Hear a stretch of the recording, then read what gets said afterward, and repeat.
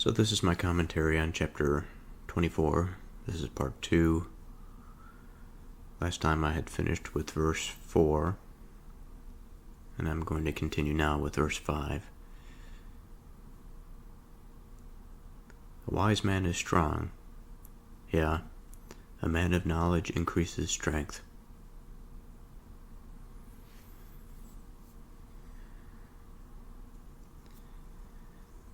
So the first 4 verses of this chapter have been dealing with this picture of possibility of self-deception, and then pointing to this idea of almost a redemptive quality in 3 major terms. We have wisdom, we have understanding, and we have knowledge. So I'm going to start afresh here. I'm not necessarily going to retell what I have explored before on that prior episode. However, it is clear to me that what will return is some of the ideas and themes from the prior episode. I don't think that it is possible not to, for we are still in the domain of the wise and of knowing.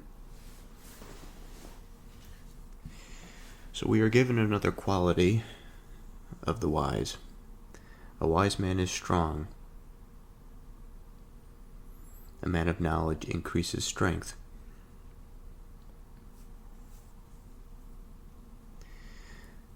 So I'll have to start with the beginning here, and this may seem slow, but I think it ought to be. In the previous episode, I had spent some time outlining what it meant to be wise and its relationship with the other terms, understanding and knowledge. I had come to some definition that was broad in a sense, large. It represented a capacity. It represented a way of seeing, such that when one approaches a problem or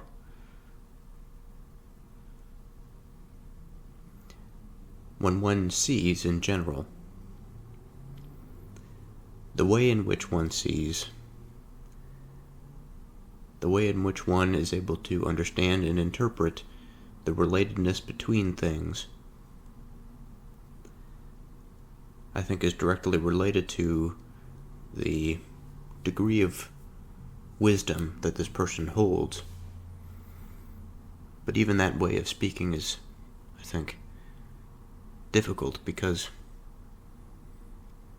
in verse 3, through wisdom is an house built, and by understanding it is established. Wisdom is this way of seeing and projecting. It is of moving that heavenly principle into something that is actionable in the world. It is a type of foresight, but not limited to foresight. It is something that extends into understanding and knowledge.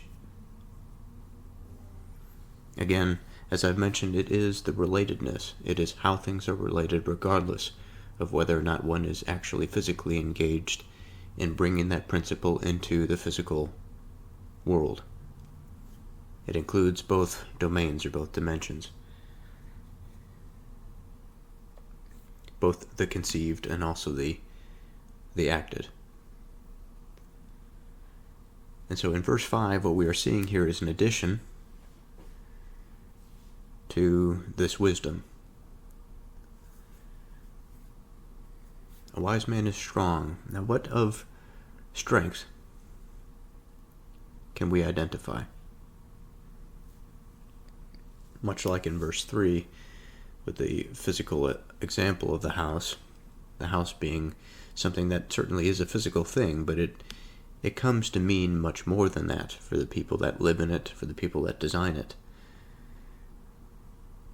The physical qualities are not restricted, or are not, I'll say, they are not restricted by the identity of the house. The identity of the house is much larger than its physical structure, although its physical structure does play a role in its identity.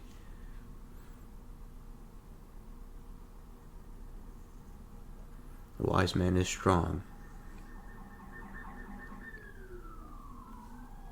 Of a house, we can say many things about its strength. It's physical, but also it's functional, purposeful. Now, it may be wound up within its physical structure, but also the habitation, the action of the people that are related to the space, to the house.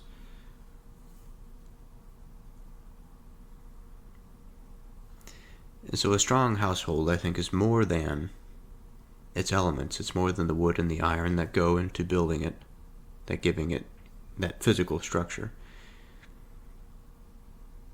Structure can find itself within all forms of relation. Perhaps it's only by conception that I separate the material and that of the conceptual, or purposeful and meaningful. But either way, this relatedness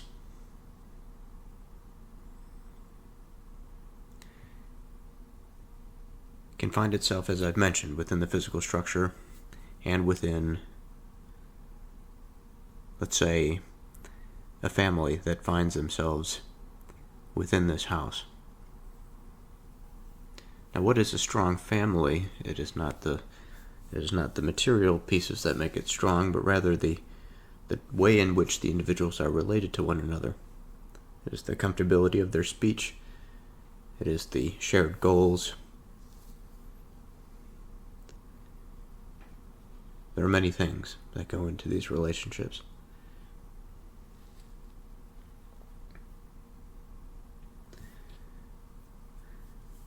But I think we can say that even of the material, if it was related in such a way that the structure of the house was compromised, then we would suggest a different way of relation, of putting different building blocks together to reinforce it, or to make it stronger, to make it robust. And for it to be strong and for it to be robust, it must hold, or it must be, against the forces that would otherwise tempt it not to be. And the reason is for this is because we desire it to be. Our desires are dangerous, surely. The first two verses serve as an opening to warn us against that. Be not envious against evil men, neither desire to be with them. For their heart studies destruction, and their lips talk of mischief. It is easy to get lost in desire. It is easy to find oneself on that river of the wicked, whether awareness is with us or not. And so I speak of desire carefully, and I don't necessarily mean to say that all of what we do is based on desire. There are many things I think that we sacrifice, perhaps for a greater degree of satisfaction, and there is some difficulty understanding exactly what the proper language is here, because at some level satisfaction really never goes away, but also at another level there are types or layers of satisfaction, of selfish desire, that must be done away with in order for us to be in harmony with the other elements being everything that is outside of what we consider ourselves to be.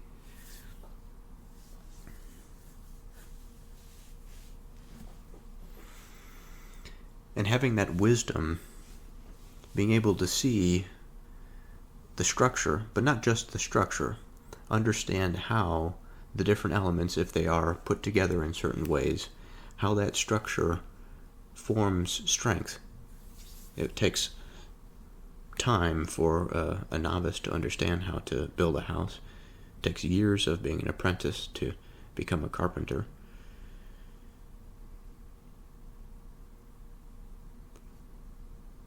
But what they gain eventually, I would say, is wisdom. It is being able to understand how the pieces interact to form the whole. And also understanding how the modification of the pieces can impact the integrity of the whole. And so a wise man is strong, that they have this fundamental element, they understand how to build these structures. A man of knowledge increases his strength. Now, going off of some of the themes from the last episode, knowledge was something that was referred to as quite local. The evidence that we have for this,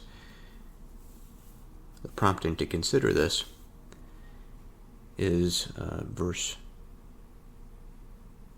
4. And by knowledge shall the chambers be filled with all precious and pleasant riches.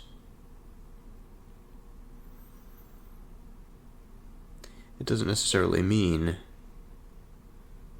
perhaps, that if one knows something that it would be restricted to the chamber, but I think that it's probably most effective for knowledge to be exerted locally.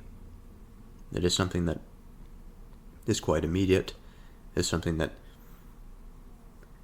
wisdom at the broad level, if it does not come down to the immediate and the experiential, then it can no longer be said that it is wisdom. But the component at which it comes down to this area, or to this level, to the level of the chamber being a room in the house that we are considering both physically and conceptually, meaningfully. And so here again, when we consider wisdom, we understand that understanding and knowledge are a part of it.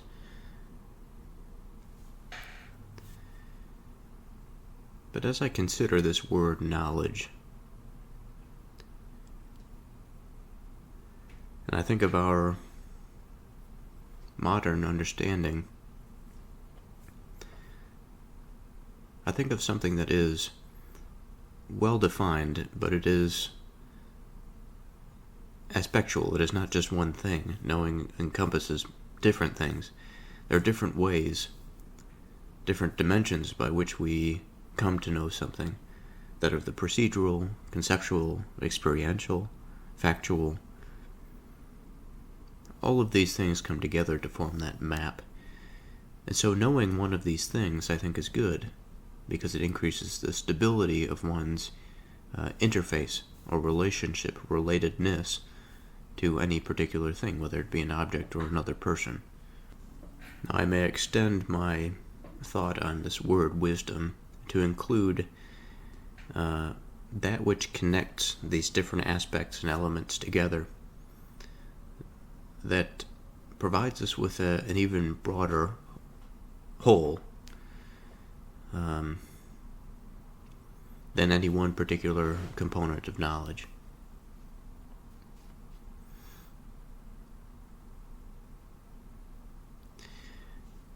Now, I think that there's probably a little bit of a crisscross between our modern idea of what knowledge is and what is trying to be conveyed here in the verse.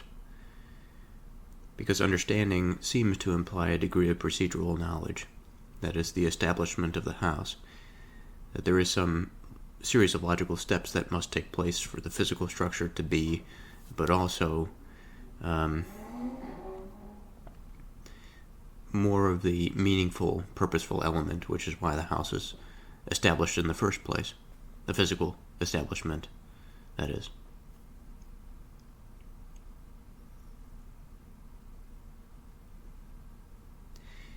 So to go back to verse 5, a wise man is strong. A man of knowledge increases his strength.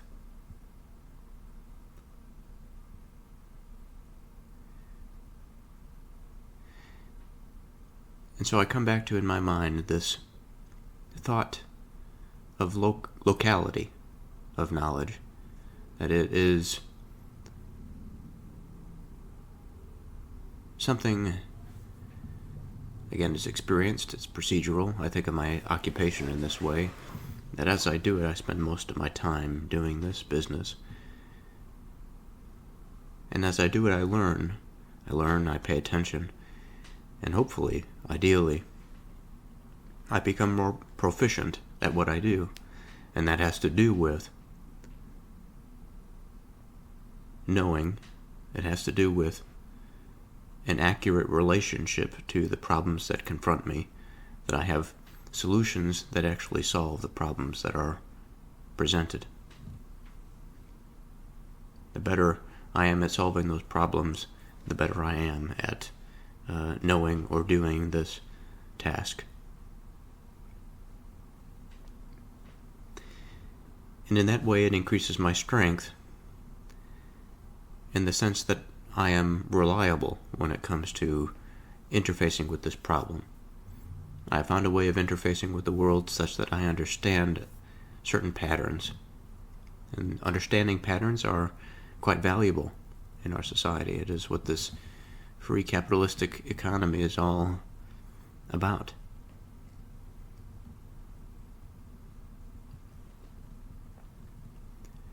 For by wise counsel you shall make your war, and in multitude of counselors there is safety. I think I often tend towards a certain type of interpretation. And when I think about the ways in which this text or these verses can be interpreted, I see a lot of potential directions. My approach so far has been to try to identify that direction that is most universal. So in the example of the house above,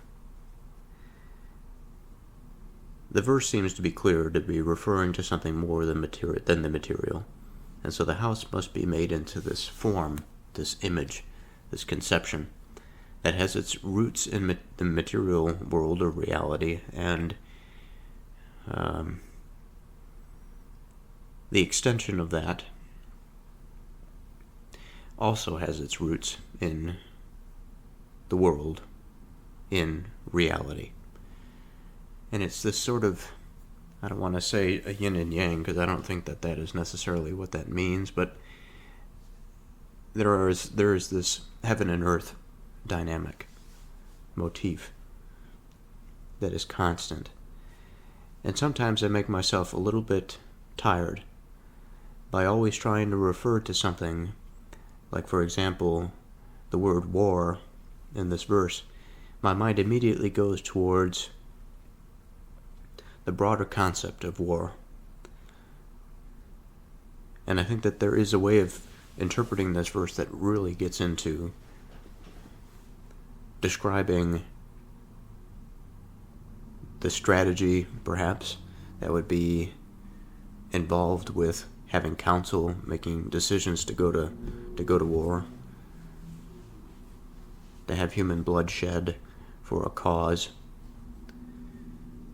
But nonetheless, I still think that by trying to find a deeper principle, I would find myself there either way.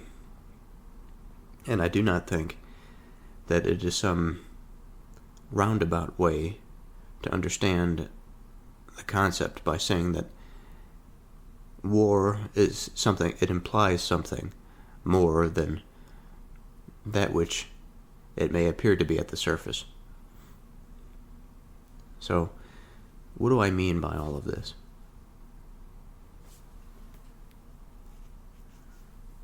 For by wise counsel you shall make your war. The thing that I would ask myself in relation to this word war is, what exactly is it?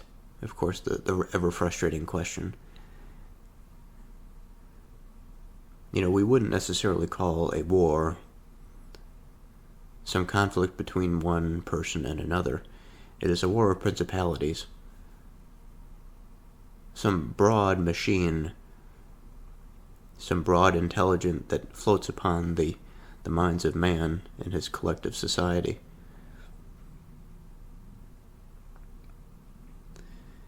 And it is the interaction between these forces that takes on a life of its own.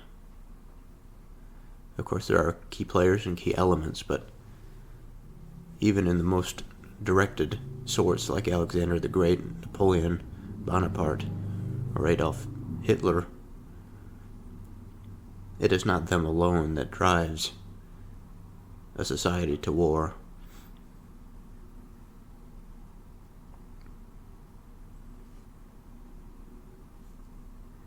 War is something that it's almost like a field. It is a field of potential, a field of energy.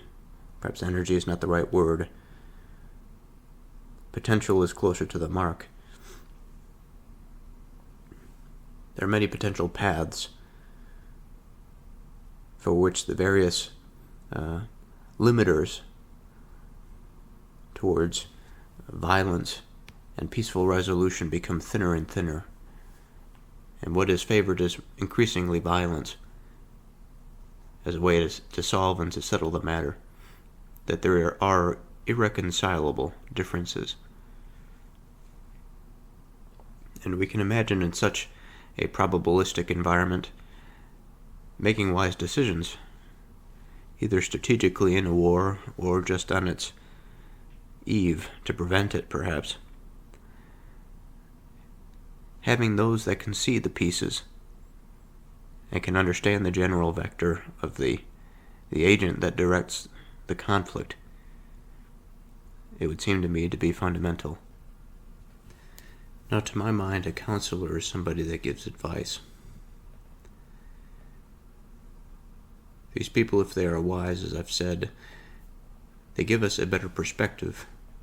They give us better resolution to the picture that we are attempting to see. And certain counselors may have different perspective based on their area of expertise.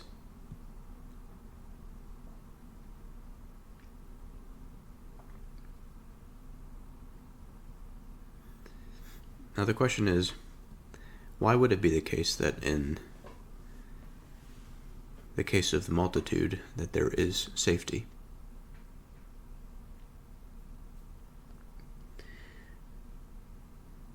I think this is heavily dependent on the quality of the counselors, because we can have plenty of people that would be otherwise labeled as counselors in some government body, for example, and yet have some poor idea or understanding of the landscape that is before them, which is not what you want in the case of war or just in basic economic considerations. But assuming that they are wise, I think is to assume that they accurately understand the landscape. Moreover from that, I think that this type of counselor is after the good. They're after towards that connectedness. They are willing to make the sacrifice for the identity that they are a part of.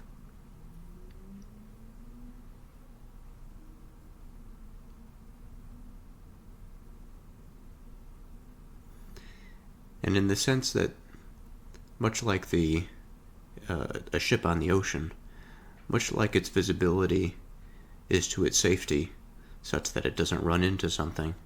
I think of the Titanic, or it could be anything, really. It could be another vessel out in the ocean where it's hard to see at night. The safety measures include the lights that it has on board, but also the radar for which it can detect objects in the water.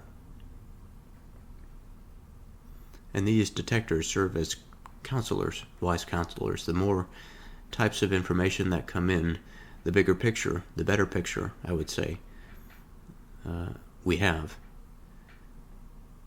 And the better it is at ruling out potential pieces of information that would be interpreted incorrectly based on the context for which we receive it.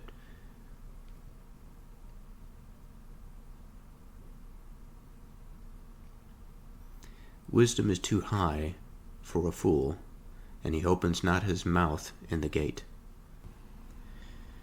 Okay. So, I will have to say that my computer is working on uploading one of the episodes to YouTube. It takes quite a long time to upload 4 hours of audio, even if it's just attached to one image. I can't imagine how some of these people on YouTube are able to handle large upload files with video and all this sort of thing. My janky little internet and my laptop can really only handle this audio and video and image. But that is to say, if there's a sound in the background, that's what it is.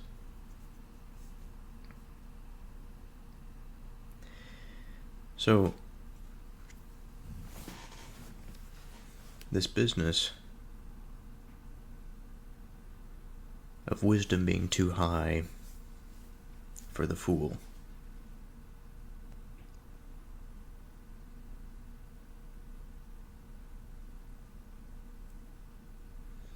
What exactly is too high? And what does it mean for something to be higher than another thing? Well, I think that in this situation, if something is to be higher than something else, we are considering it to be higher in the sense of value, in the sense of true meaning.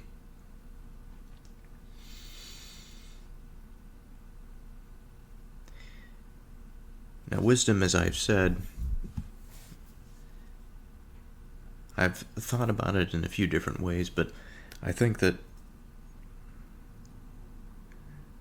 of what I am fairly certain, wisdom includes the ability to see the components that connect other things together, and the individual, based on not just their sight, but also experience, aspects of knowing and understanding come in here.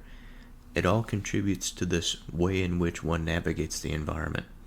So not only are they able to see close relations, but also establish relationships. They can find the creative element in nature and bring it down and into nature by his will, I guess we could say. Now, there is limitations to that, and I think that I don't want to make a heretical statement by saying that. There are ways in which man can delude himself into thinking that he can do more than he can with the gift of life that he has been given. But that being aside, this wisdom is a broad concept that exposes a very large landscape of interrelated things. But all the same, among the interrelatedness, among the variability, among the probabilities, we find ourselves, the wise person finds himself able to focus through all of that noise to identify the most appropriate things and to connect the pieces together to understand what he needs to understand and then to act on that information.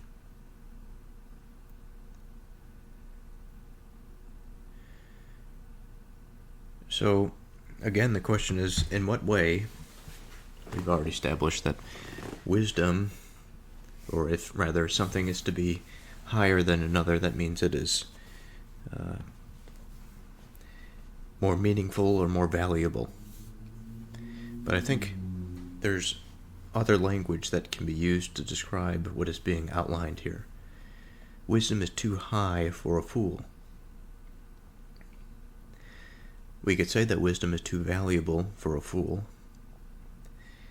But also from a fool's perspective, I'm not sure that this would really make sense. For in his eyes, wisdom would be something that would be inconceivable. The concept would be impossible to grasp. The way in which he sees is less. He is unable to see connected elements. He is unable to act out in the world, perhaps in a way that is sufficient to bring people together or generate the creative capacity in the world.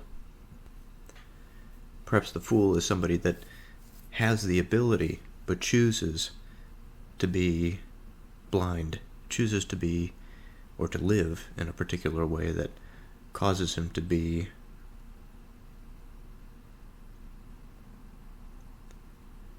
covered.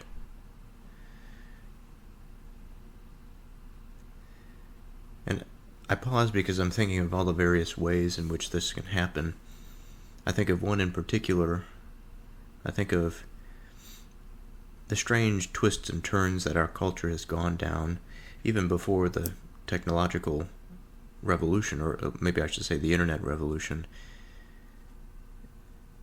Video games and various, comic book cultures that have emerged. While they may not be bad in and of themselves, I think they do serve, and they do have this covering element to them. But in a like manner, much like alcohol, that a person can drink alcohol and not be addicted to it, they can still have quite a functional life, and a weekend drinker, or somebody that has a glass of wine on Sunday, it may not be enough to blind their eyes or to steal their reason. And much like this video game or comic book culture, the consumption may be to a degree that it really is insignificant, but all the same, there are stories and situations in which people take on this culture to a degree that it becomes them. That is their life. Their attention is that. They live the life to participate in the comic book world or to play video games. And I think this sort of situation makes one a fool, because they are taking on an identity, and they are trying to live their experience through that created identity. Now, at some level, I suppose that we all do this, but I think that's just the point. At some level, we all do this. There are levels of participation that may mean one thing or another, just as I've mentioned with alcohol. The level of participation that one is an alcoholic is different from the level of participation that a person that drinks a glass of wine on Sunday has or is at.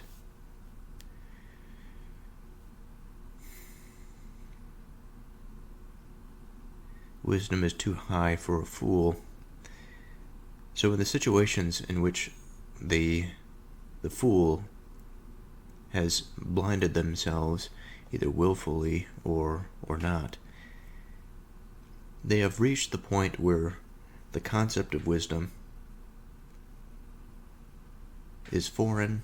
It is something that will not immediately make sense. It is much like the alcoholic. Maybe they don't recognize that they have the problem. Even if they do recognize it, there has to be a profound transformation that occurs in order to kick the habit. And even if the habit is put behind them, the struggle continues. That grasping of the fool to find wisdom is always going to be an element, a character, a feature in their life. And as I think about this, I think about my own place in this. I think about, since we are talking of levels, I think of the levels that are above me and the levels that are below me, and I wonder where the space that I occupy, I wonder where that is, and I wonder how much of this wisdom I am able to perceive, if I'm able to perceive it at all, given the standard of what is being spoken of or referred to here in this verse. Now I would like to speak a little bit more about the first half of this verse, specifically about the fool, the nature of the fool. And I'm going to try to get at it by our common conception of the term, and how better do we get at the common conception of the term than to Google it. So a fool is a person who acts unwisely or imprudently, a silly person. Historical, a jester or a clown, especially one retained in a noble household. Informal definition, a person devoted to a particular activity. Archaic, a person who is duped. Of the verb, we have trick or deceive someone. Again, dupe comes to mind. Now this word dupe is deceive, it is trick. And so this deceptive element, this trickery, this jesting, this approach in a comical manner to point out the flaws, it's almost behaving in a way that is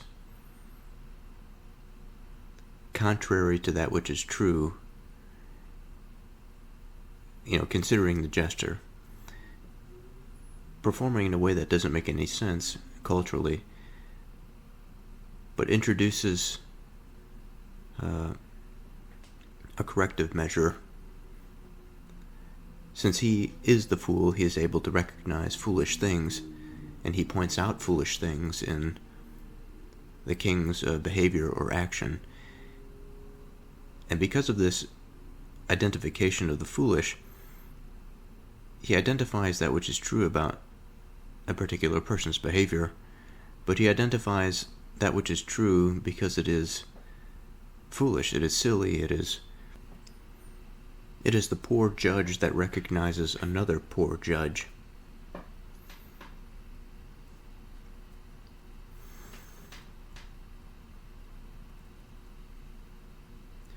Wisdom is too high for the fool. He opens not his mouth in the gate. So this is something that we have seen before. The expression, he opens his mouth not in the gate. In the Proverbs, this is something that's been repeated a few times. And I remember it vaguely. I remember my thinking of it vaguely. Now my go-to in terms of my interpretation was to imagine an ancient city with a gate. A big gate that, it has to be cranked to rise.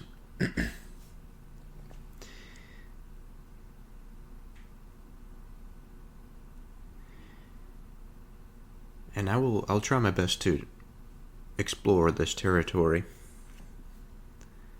with this illustration.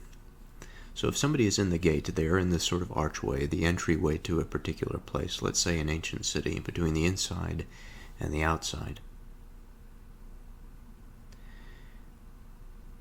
Now a person,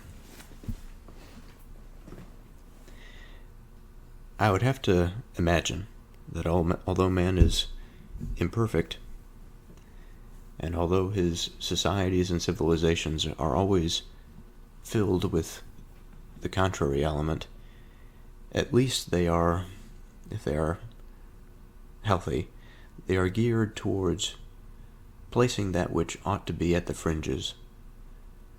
Like, the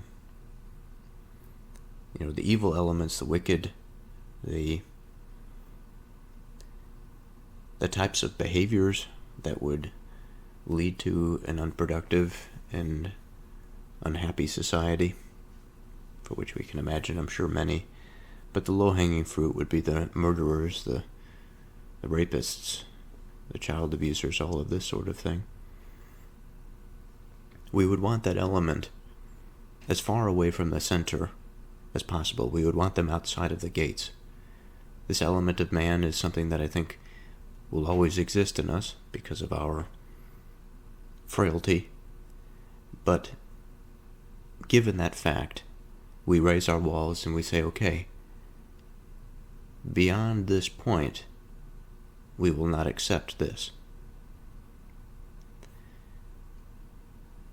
And as I've said, in every city center, no matter how strong a civilization is, I think there is this corruptive element, because it's within the gates of the heart. It is unavoidable by man's own level. It is almost as if man, thinking about this broadly in terms of all-seeing, what God must see, or I would imagine that God would be able to see, since God is, and God can see it being anything that is, then that level of wisdom necessarily makes us the fool. It is too high for us to grasp.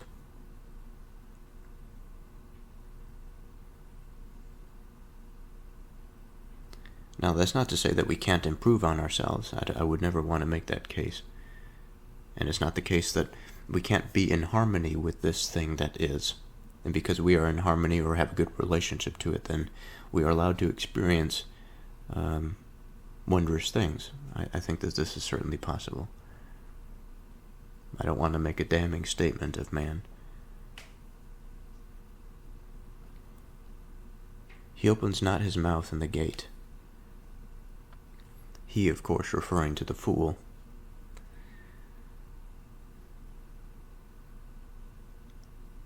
Now, why would he open his mouth in the gate in the first place? Well, we would imagine that if he is outside of it, he would want inside of it, that there are certain things afforded by the boundary, by that which man understands and wishes to keep inside, the elements that are desirable, the elements that are good for him, and then on the outside keep the elements that are unsavory or destructive away from him. We can imagine this in terms of our own psychological well-being. We all have these walls for which we do not let any particular person just enter into it, because there's a lot of sensitive information, a lot of sensitive objects in there, that if one was just to sort of have their own way with it, it could do us some harm, or some damage. I think the secure person, the faithful person, a person that has a good relationship with God, is less so this way, but nonetheless we all have a self and we all understand what that entails.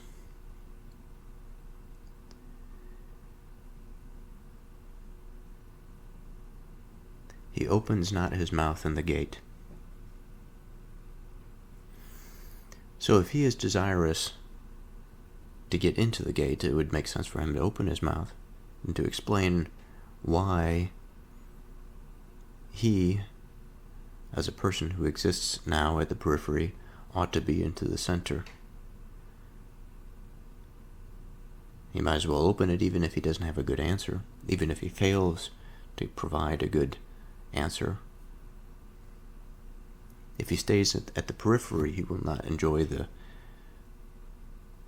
well-being that is afforded by the interior, the stable element, the stable structure. He will not be destined to the life of chaos. And here I want to appeal to something that perhaps may not necessarily register immediately to those who are concretely following this analogy. I think that the potential for the mind to get lost is quite vast.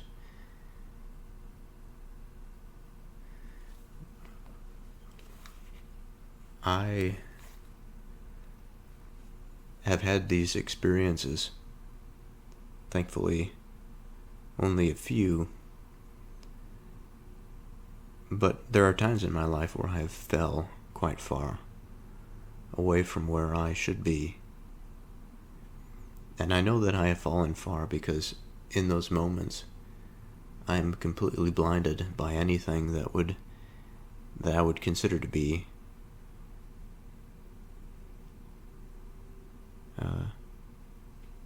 evil or bad, and that the goodness just seems so far away. And that kind of darkness makes one question their existence, makes one question the point and the purpose of it. Existence itself becomes an enemy. It becomes a darkness, an experience that is just torture, rather than elative, beautiful.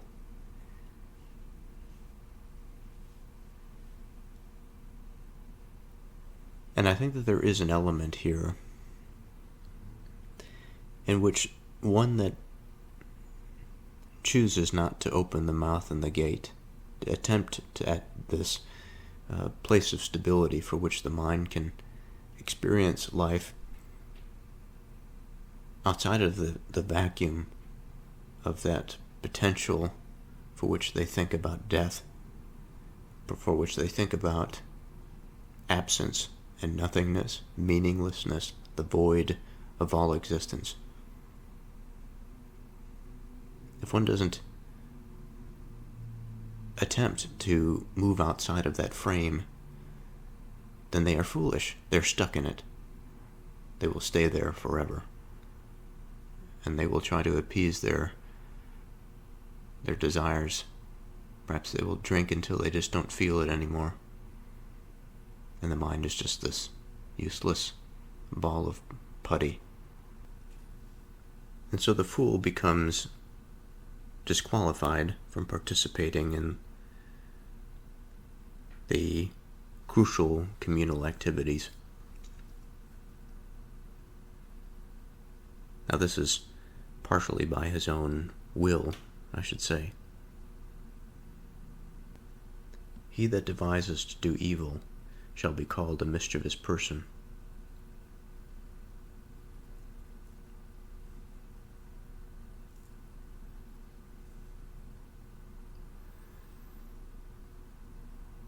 Okay, so we have a straightforward definition. We don't see these too often in the Proverbs. It's a nice thing to see.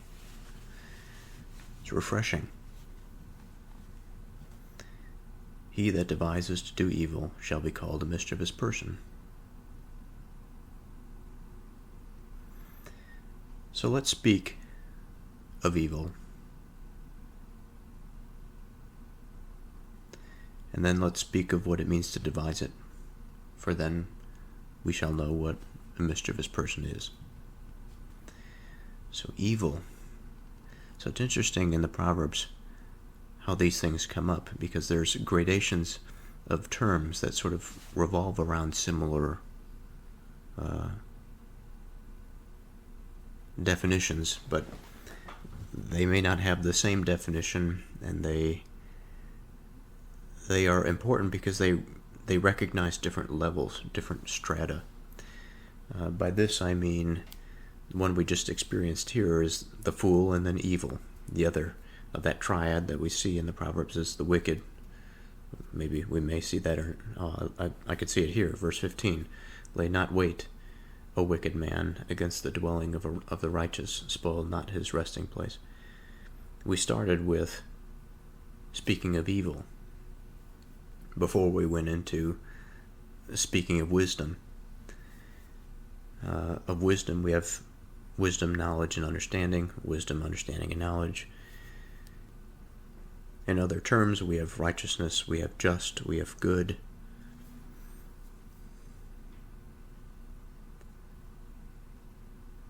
And so that's an interesting pattern that we see, this repetition of threes, terms that all are interrelated, all share components, but also there's enough of difference between the terms that makes them separate in and of themselves. Last episode was largely focused on that fact, that identification. And I believe that I'd started this episode talking about wisdom. Verse 5, a wise man is strong, a man of knowledge increases his strength. And then verse 6, of course, continues that wisdom train. Verse 7 speaks of wisdom. And so now we are sort of descending. An interesting overall pattern so far in this verse in chapter 24. We have ascended from evil. Be not you envious against evil men, neither desire to be with them, for their heart studies destruction, and their lips talk of mischief. We have ascended through wisdom is a house built, and by understanding it is established. And by knowledge shall the chambers be filled with all precious and pleasant riches. A wise man is strong, a man of knowledge increases strength. For by wise counsel you shall make your war, and in multitude of counselors there is safety. Then we make the descent. Wisdom is too high for a fool. He opens not his mouth in the gate. He that devises to do evil shall be called a mischievous person. Verse 9. The thought of foolishness is a sin, and the scorner is an admonition to men. So I mention all of that just to bring this overall arc, this wave type pattern that we have to chapter 24 so far.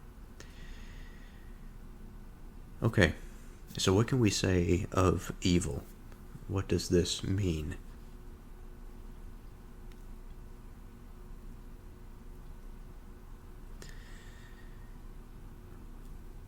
I've gone over this term many times so far.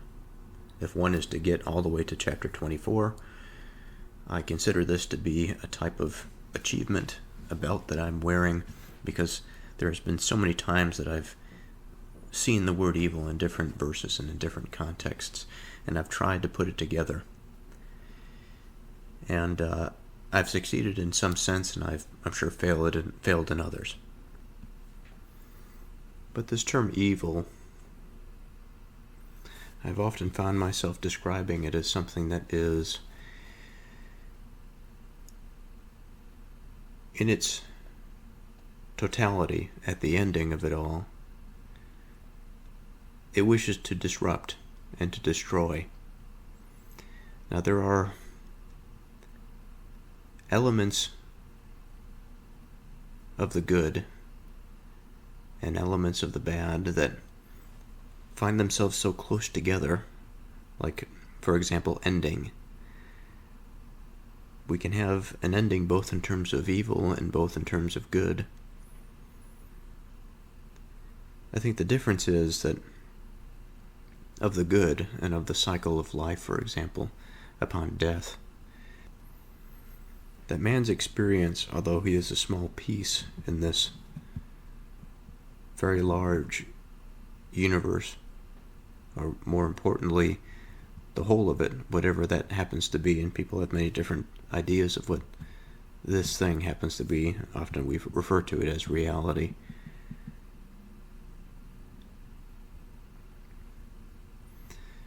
But this place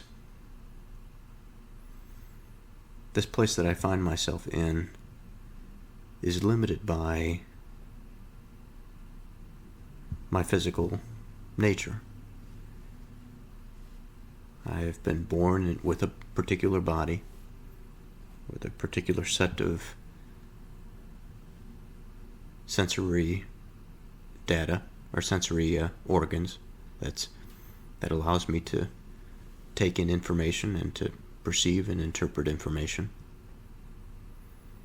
The speed at which my mind does so has physical constraints. It is less efficient than others, perhaps efficient more than some.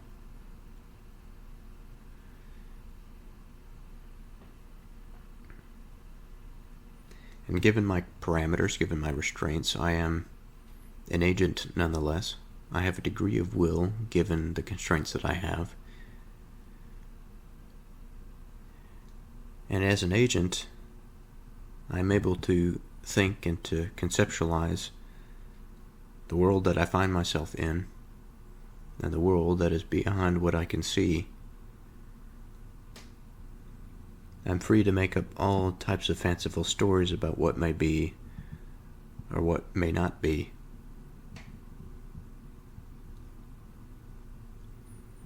I try to convince myself, I try to find faith that this life is actually worth living, and that the goodness that there is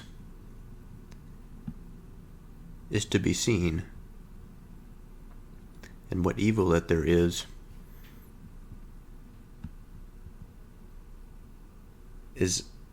agency that moves away from that which is good. And if something moves away from that which is good, it's we can call it evil, but that's much like reality. It's a place mark, it's a holder. So it's good, I suppose. But if we imagine just in a general sense of a divine peak of goodness, and everything that is emanates from that peak, and it's not necessarily the falling away that makes it evil, but rather the willful and desirous moving away for the sake of moving away. And more so than that, it is the desire, perhaps to a deceptive degree. C.S. Lewis says that all evils are misplaced goods. I think there's truth in that. And that as an agent chooses to leave behind the good and to find and to create their own goodness in absence of that which created it, what the agent finds is darkness. It is absence. It is that which is not, rather than that which is. And whether by deception or true understanding, I think evil occupies this territory, that which moves us towards a state of absence and nothingness. And that could be sort of the explicit murder. It could be more subtle, like a predator, or a sociopath, a psychopath that wishes to weave their own deceptive narrative throughout society, such that they can gain things for themselves, to think of themselves as gods or whatever their pursuit is.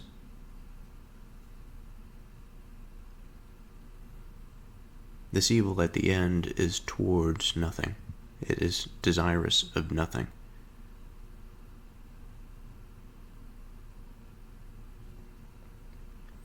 He that devises to do evil. So here's the willful component that I spoke of. And so a mischievous person, how easy it is for us in the modern day to refer to the mischievous person and not consider it as a person that is evil or desirous of absence, that wishes for nothing to be.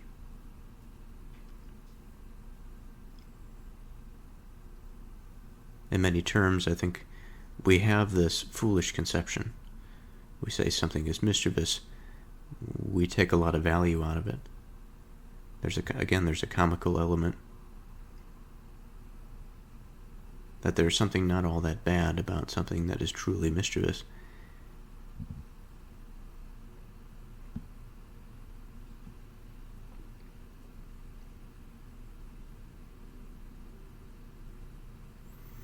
The thought of foolishness is sin, and the scorner is an abomination to men.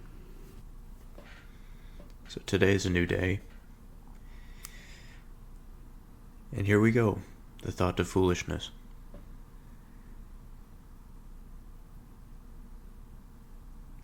The first thing that I think about when I think about my own experience and thinking about foolish thoughts, especially today, there's something about today. Today's a Monday, where my mind just did not want to kick into gear. I started work a little bit late today, and it was a general theme. I woke up early, and I could tell that my mind was a bit off. And it carried throughout the day, unfortunately.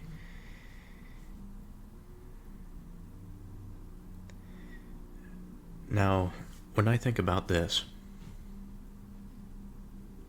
the thought of foolishness, my first thought is not explicit foolishness, but rather sort of an arrived foolishness, a foolishness that is unknown to me and yet still acted out. Something that I fear perhaps more than I ought. But the unseen is quite unsettling to me. How much of my behavior and experience is, I want to say determined, but understood perhaps. At least my mind understands that there is a level in which it can be understood. And that gives me a little bit of existential angst.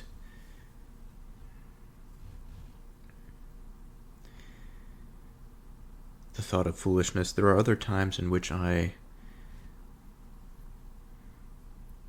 not too sure if a particular behavior is foolish or if it is just lighthearted. But again, as I've mentioned before, there is a certain quality of the fool that just is unaware of his behavior. And his foolishness is in tandem or related to wickedness and evil, although he may not intend to. The verse prior,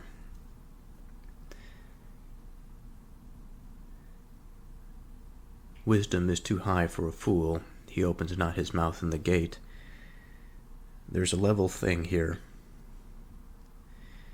It's almost, I can see where guilt comes into play here, existential guilt.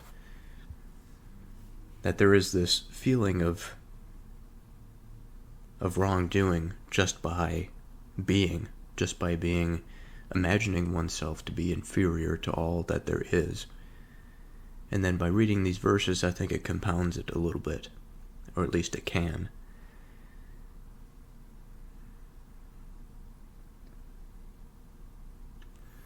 The thought of foolishness is sin. Now, I think there's always a way in which we can be redeemed. This is the Christian story. And so I think I'll interpret the words from a Christian point of view. That although it may be true that the fool, who probably exists in every single one of us, to varying degrees, although the fool may not understand his foolish ways, may not understand wisdom and the way in which his behavior will interact with the individuals around him, the way in which his behavior creates the collective spirit, perhaps in a family unit or in a work environment. The fool may not understand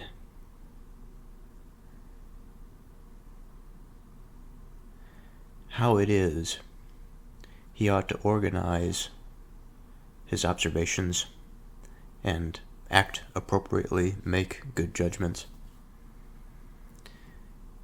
Now, in terms of redemption, the thought of foolishness is seemingly willful, that there is this aspect of the verse in which the subject, if I'm going to insert myself into here, perhaps I can say I understand what it means to be foolish at some level, and yet I choose to do it anyway, or choose to consider it, to consider the foolish behavior.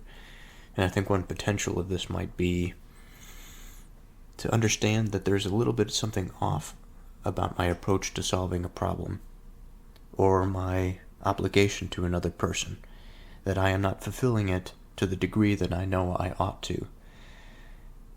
Now, even if I understood the degree that I knew that I ought to fulfill my obligation, there probably still is something that I can do differently to fulfill it more fully or completely. But the mere fact of understanding that there is a gap between the fulfillment of my obligation and my current behavior, this is, I think, where the sin lies. While it may again be the case that a person may have a foolish quality or behavior or this little spirit within them, however we want to conceptualize it. It's not so much a sin, at least thinking about it in these terms, in context of this verse. The sin is not so much pointed at the unknown, or perhaps even the unknowable. It is that which is known by the agent, and yet is not acted upon. And of course, the sin is something that has consequences. And it's not false consequences. We have to imagine that what we are involved in here is a series of behaviors that have consequences in the world.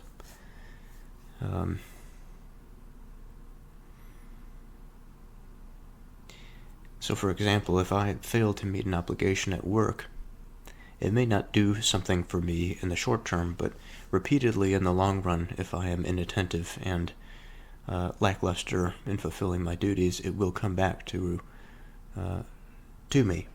That gap in obligation will be recognized by an authority figure or by the people that I serve. The thought of foolishness is a sin, and the scorner is an abomination to men. The scorner is another one of these terms, no stranger to the verses of the Proverbs. Now, from what I remember, without looking at a dictionary definition, a scorner is somebody who looks down upon someone or something else as despicable or less than or worthless. And I think that has a lot of implications built into it.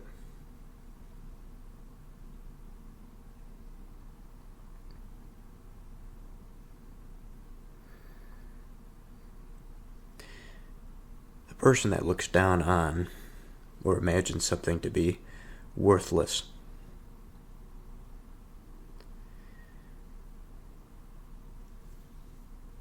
this is a component of evil, surely, to imagine that a human being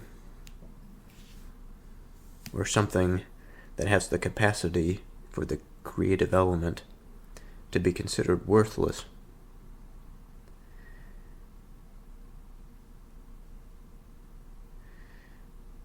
It is to imply,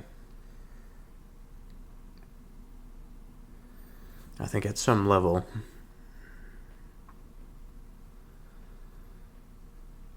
that the substrate or the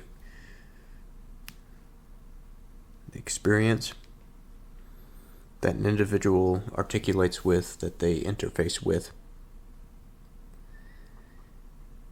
that this substrate produces vacuous souls, perhaps we can say, that the soul of a person, if they are considered to be worthless, that there is no value, then their soul and their attentive capacity is actually connected to something that is akin to what my uneducated mind understands as a black hole, the sort of thing that takes in to it and it doesn't let it escape. It effectively, without really understanding if there's another side or what really happens to all of this information, it would just seem that it is wound up in this thing and condensed and perhaps destroyed, who knows. But the main point being is that if an individual, if their soul is to be worthless, they are to be this antagonism to that which is the creative element. It is almost an evil trying to offload its responsibility or to offload its own wickedness onto somebody else, and to place the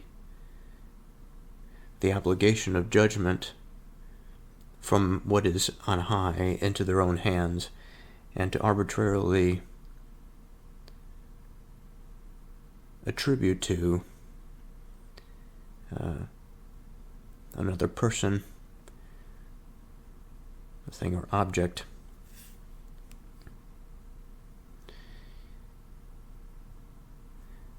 as wicked or evil. Now, there's a lot in which I have said here that I don't think is very good. I don't think it's very precise. And so it might take a few words to sort through what I have here to consider if this is something that is truly a worthwhile thought. Now, I do consider the scorner, as I have mentioned in my definition, I do think that this is an appropriate definition of the scorner. That looking down, this perpetual, this position of the cosmic judge that the scorner takes, there is something wrong about this position that they wish to occupy or think of themselves to occupy. Now, whether or not this position or the scorner in general, or the conception of seeing somebody else as worthless is actually akin to this black hole, and also having this relationship to evil, it's a bit hard to say. I think that there is some continuity.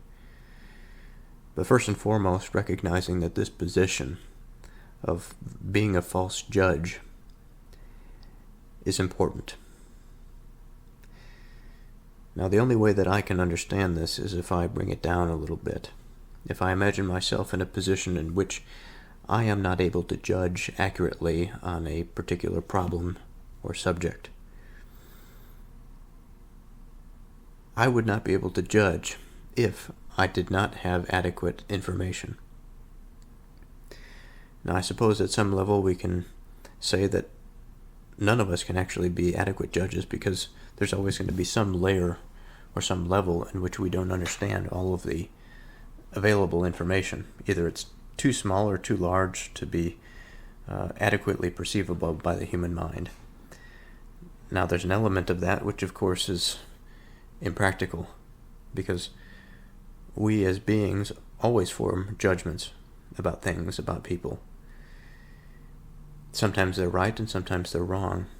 And so I think that there is this freedom of position that man occupies, but there are boundaries around his willful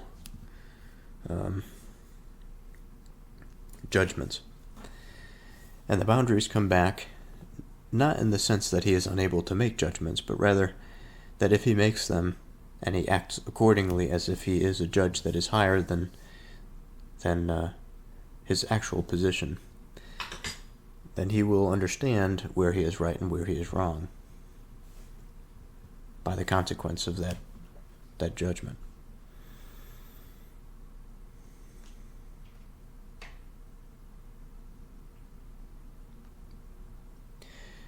So from this, and again, not saying that man is, just because he is limited in his sight, it doesn't mean that he is not a judge or cannot be a judge. I think he can be a judge, but a particular type. He occupies a certain level of the court, and he certainly doesn't occupy the peak of the order.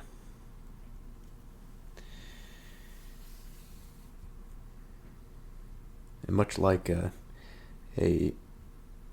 layperson trying to do surgery, the probability in which one would make some rather extreme and costly mistakes would be quite high relative to somebody that is trained to perform an operation.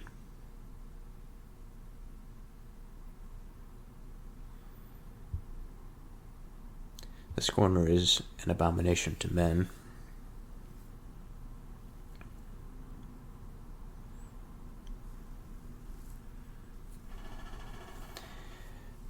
Another road that we could potentially take is that the scorner, although he may misappropriate himself to a higher level of judgment, he may also be the type that views everything in a negative light. That is, a certain pessimism or nihilism of existing, in which everything is there in front of him to judge the valuable aspects, the valuable qualities, and he is never able to enjoy, never able to participate, because he is always separating himself from that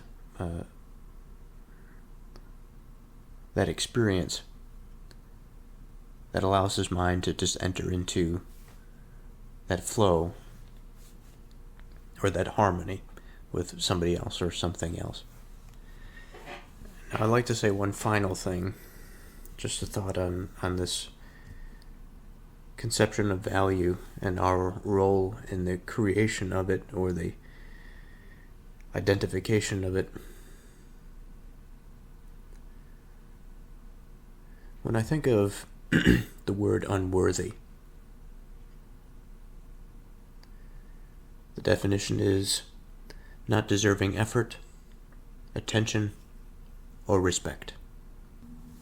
Now, in our culture, I think it is easy to say if something is unworthy of something else, if somebody is unworthy of doing something. This type of judgment is commonplace, and I don't think it's ever not been commonplace.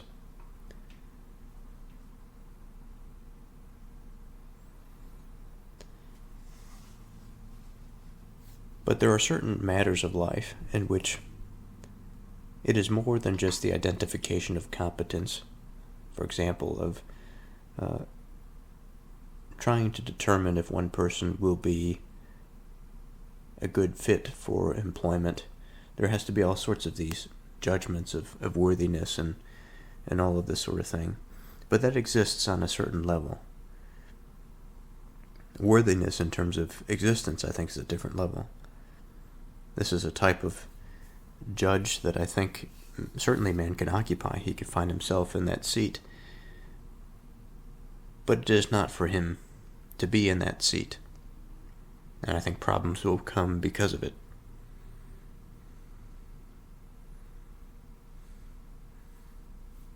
The worth of man, it would seem that many of us in this country, in the United States, believe that it is intrinsic to his experience, it is intrinsic to his existence, maybe I should say. It is something that is given rather than something that is given by something that's outside of himself or outside of man in general, rather than something that is granted by another person.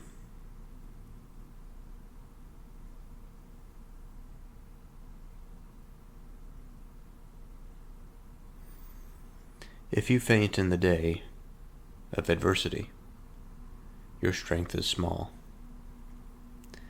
Now, that's quite a direct verse. But how true is it? How many small events do we face, and how many big events do we face that, for whatever reason, we just cannot rise to the occasion to meet it? I've had one of those such situations this morning in which I wanted to go out and exercise, and I woke up early and I was exhausted. I was so tired, and I felt so burdened by my weakness that it would probably be the burden by my weakness and not going to exert myself and work out was probably worse than the suffering that I would feel actually exercising. Now, this word adversity, the breakdown of it, the AD portion, that Latin prefix meaning towards, versity, the versus from the Latin vertere, meaning to turn. And so we are turning towards something. We are turning to face difficulties, turning to face misfortune, unfavorable circumstances.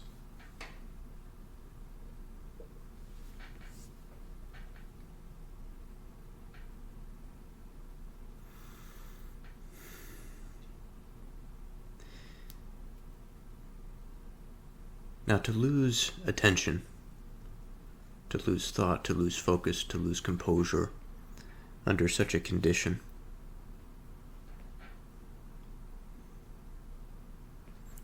I've had many experiences to this effect.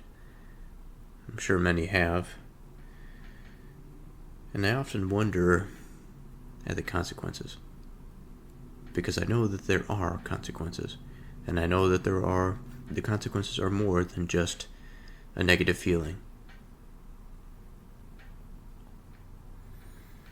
Of course, small events in which we do not face up to adversity don't have large consequences. Now, perhaps if this is sort of a behavioral thing and there are small instances that are repeated quite often, then I can imagine a scenario or a situation in which the consequences would compound and be quite large. Or in other situations, a serious life event in which one fails to rise to the occasion, to accept, and to take on the responsibility perhaps that's necessary.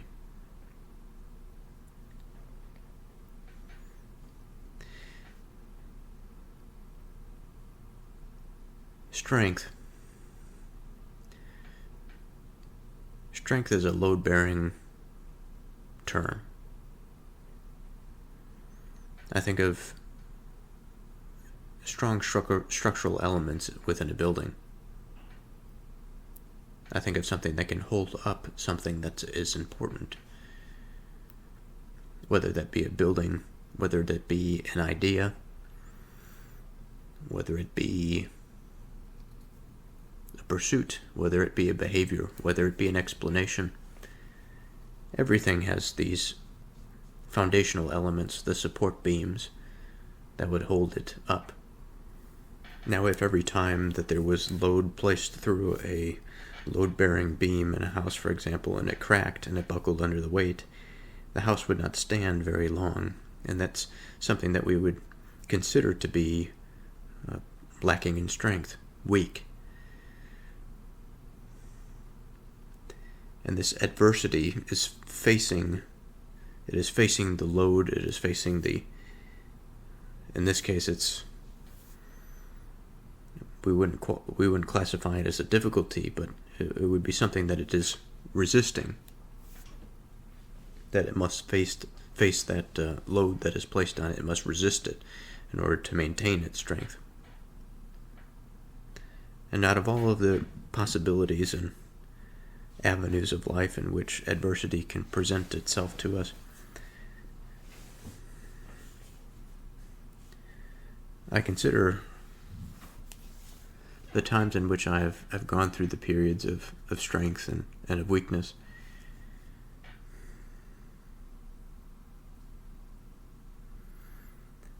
And during the periods of strength, I think that it's not necessarily the case that the load that is placed on us is different than in times of weakness.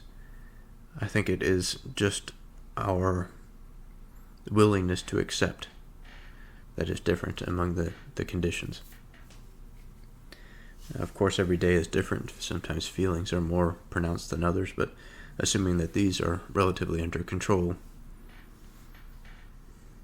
it's just a matter of choice. If you forbear to deliver them that are drawn unto death, and those that are ready to be slain, if you slay, behold, we knew it not.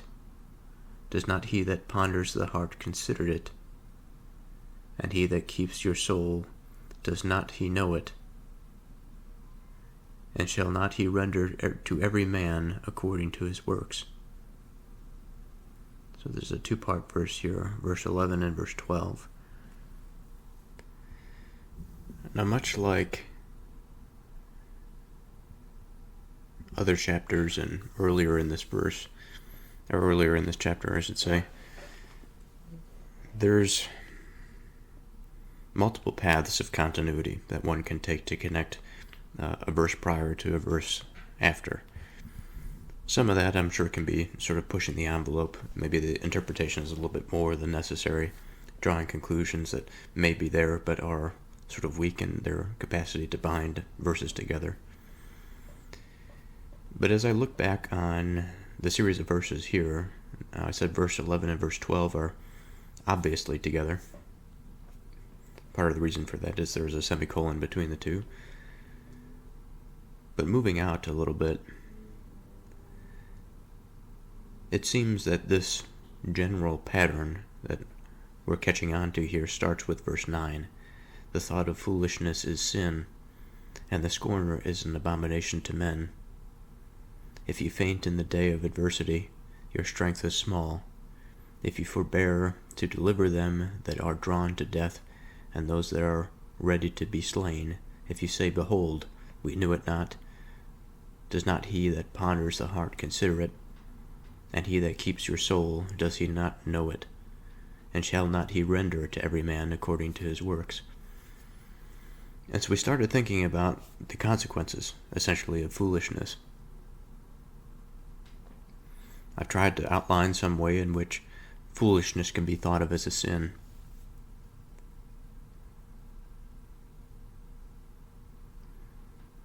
And in like manner the scorner, an abomination. Now the fainting is in verse 10. If you faint in the day of adversity, there is this call back to the thought of foolishness, this fainting, this falling into something, falling into inattentiveness, inattentive relative to something that we ought to be attending to, obviously. Verse 10 and 11 are a repeated pattern. If you faint in the day of adversity, your strength is small. If you forbear to deliver them that are drawn unto death, and those that are ready to be slain. If you, etc., etc.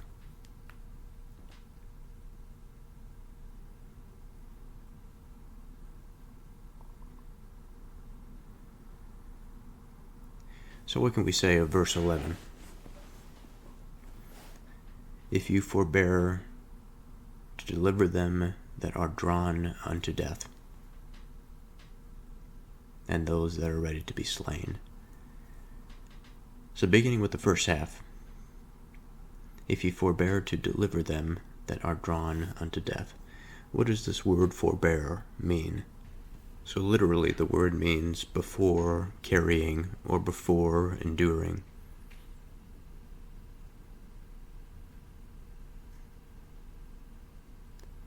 If you forbear to deliver them. So what this is implying is that I am actively involved in carrying something, some load, some information, and I'm passing it on, this sense of delivering, like a mailman delivers mail. If you forbear to deliver them that are drawn unto death. So it's not really all that descriptive at this point, because what we are being told is that we, as being a part of this narrative, are asked to take upon something, to carry something before the person who is drawn to death. That is to say that we have something. We have something to give to the person who is drawn to death. But we don't know what it is. Now, by understanding the book that we are engaged in here, it's going to be something good. Hopefully it's going to be something good, because we don't want our fellow man to be drawn to death.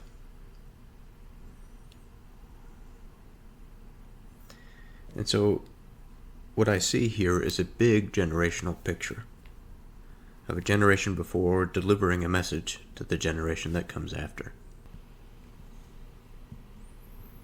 But of course, this is just an element of a subsequent generation. It doesn't have to be a generational picture either. It could be from one person to another, of some close relationship to another.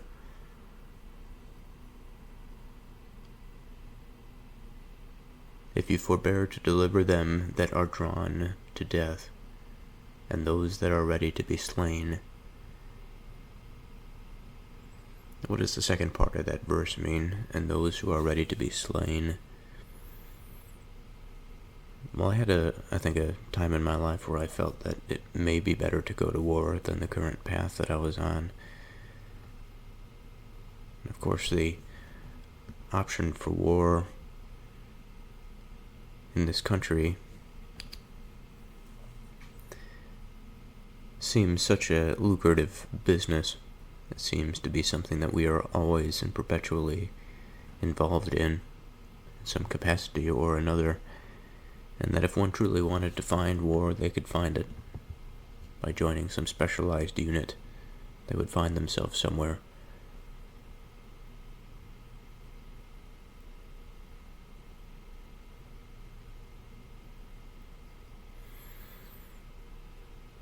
But the question is, what trade is being offered in the mind? It is a type of sacrifice, a desire for a certain type of sacrifice. The sacrifice to die and perhaps be a part of something more or greater than that which one is currently a part of. And that the sacrifice of death, of giving life away, is sufficient, or considered to be a good sacrifice for the current path, perhaps the path that is unto death, being drawn unto death, the path of nihilism, for example, the path of meaninglessness and purposelessness. And one may say that the path of nihilism, perhaps just as we can say that the path of evil doesn't necessarily lead to or necessitate death, but I think it does to a certain degree.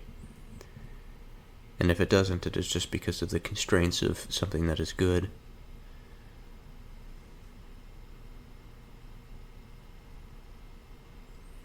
Absence, nothingness, is attractive, especially in the presence of something that is contrary or feels painful. The desire for the absence of what one is experiencing may be quite high. Of course, if there's a good element in there, it's not the desire of absence for the sake of absence, but it is the desire of an alternative in addition to the absence of what they're currently experiencing. If you say, "Behold, we knew it not," what does this mean? What does this "it" refer to? It's referring to the previous verse, specifically those who are drawn to death and those that are ready to be slain. It seems as though there is two cases that we are being asked to consider. One is the situation in which we bring something forth that we deliver to these misfortunate or unfortunate people, those that are drawn to death, those that are ready to die, in a positive sense. And then the second situation is a situation in which we are inattentive. I am inattentive. And I say that I did not know of their suffering. I did not know of the sacrifice at the altar that they were preparing. And I think as a part of the first half of this second verse, verse 12, if you say, "Behold, we do it not,"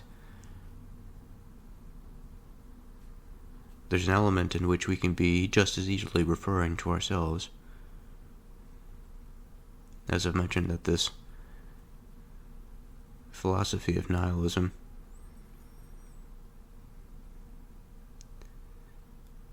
the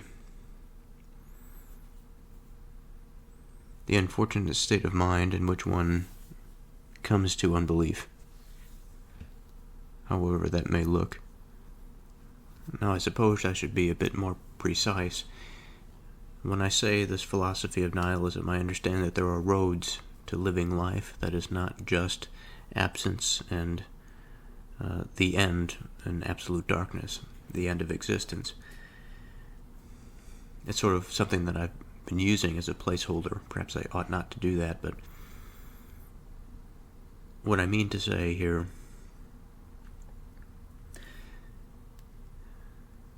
I could just speak plainly of my experience, regardless of what one might consider the philosophy to be.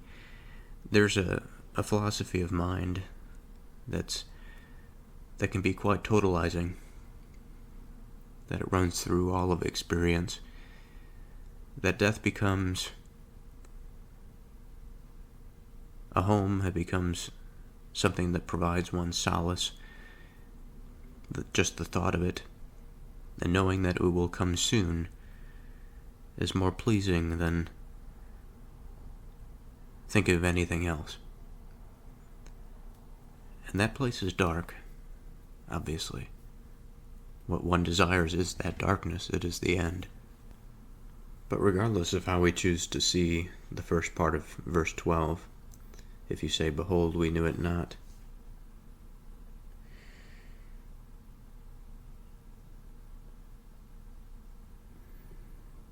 there is a consequence. And the consequence of not forbearing, of pushing forward, of bringing forward information from the past to solve seemingly irreconcilable issues or problems, psychological or otherwise. It is a failure on those who should have known better, who had the tools, who had the ability to prevent a generation from suffering needlessly. And I can't help but to think about our current situation. I'm sure that there are plenty of arguments out there, but it seems that there is a reasonable argument to be had that my generation, this millennial generation, and the generations after are going to have a tough time understanding their place in the world. They're going to have a hard time understanding how to reorient themselves to the hearth, what axis they ought to revolve around, as we see institutions shifting and changing before our eyes, and we are brought into I don't want to go down that victim path, but increasingly the environment that kids or children are brought into is one in which the adults should have known better, that they should have controlled better. Not necessarily that they should have been lackluster in their innovative faculties, but that they should have cared more about the future and about their children. I think of all of the things that exist now to pervert one's attention, from pornography to social media.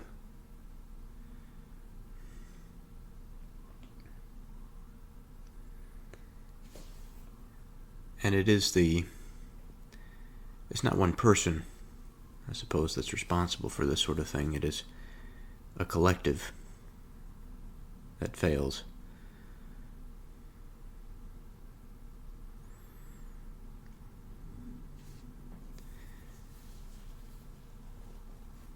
If you say, "Behold, we knew it not," does not he that ponders the heart consider it? And shall not he render to every man according to his works?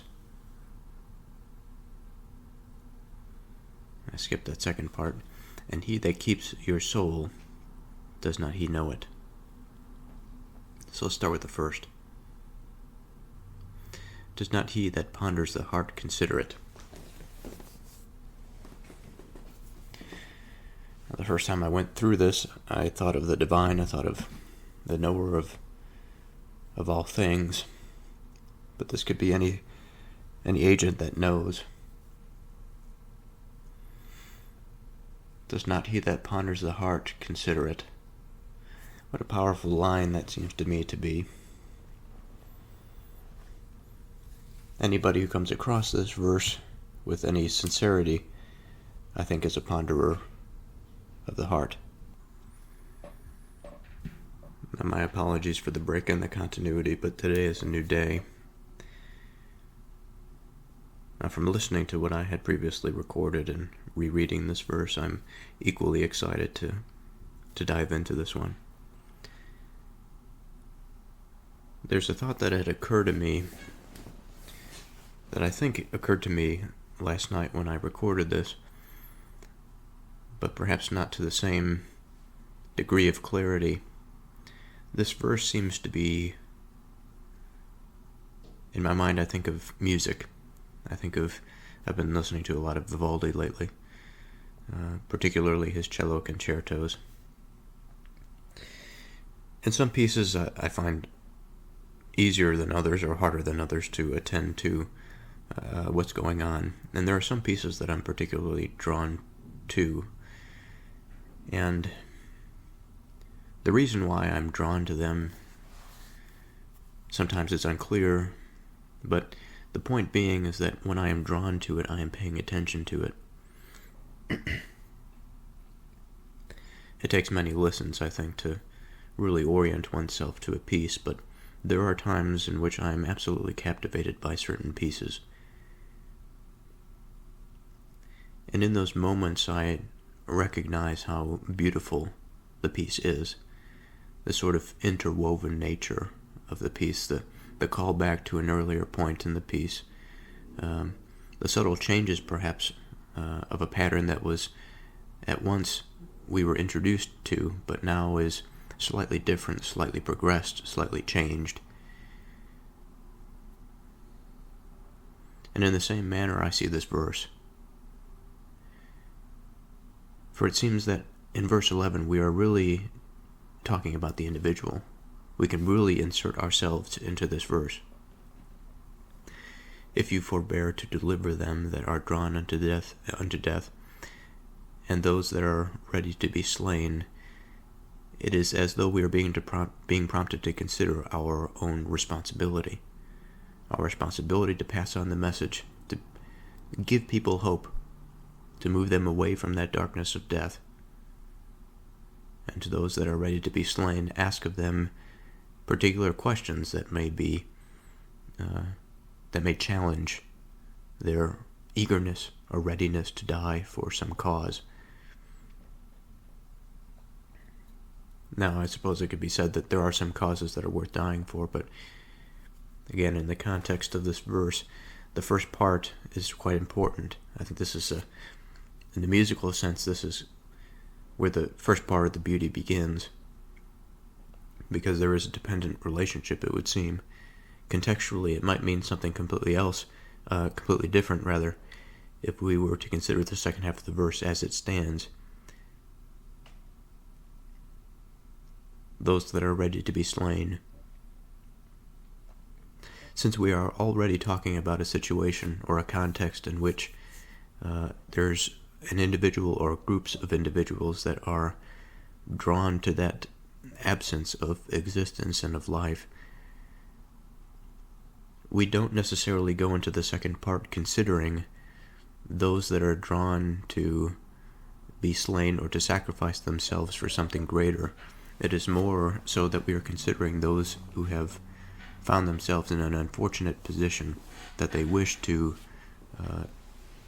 see themselves into that room of darkness, rather than to open themselves up to something that is more purposeful and meaningful, to continue their experience.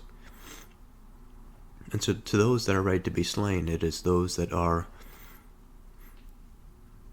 they don't really care, or perhaps they care, but they care only so much. But rather, maybe I should put it this way: they care that their life has some purpose and meaning, but the value in which they place the sacrifice of their life is much diminished.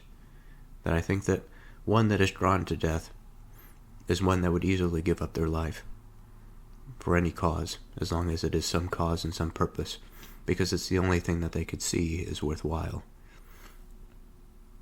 And that the pursuit of death is the thing that is important, the end of experience, rather than the type of experience that they are attempting to preserve, in the example of an individual that chooses to sacrifice themselves for something greater. So all of that is to say, this bleeds into the second verse, verse 12. If you say, "Behold, we knew it not." Again, we have this concept, or this continuation of the individual into the narrative, that I am still very much considering myself as being responsible for those who are drawn to death.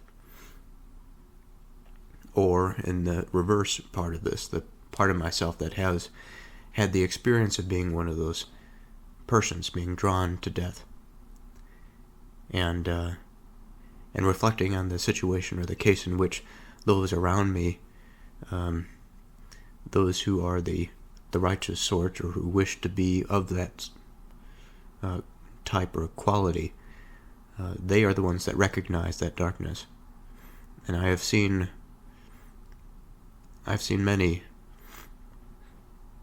in my difficult times, not to place blame or to see myself as a victim. This is not that at all. This is just a general observation, that in the dark moments, there are some that I expected, that I had reached out to, that I thought might be more equipped to handle my descent into darkness. And there are others that I thought, or perhaps that I knew,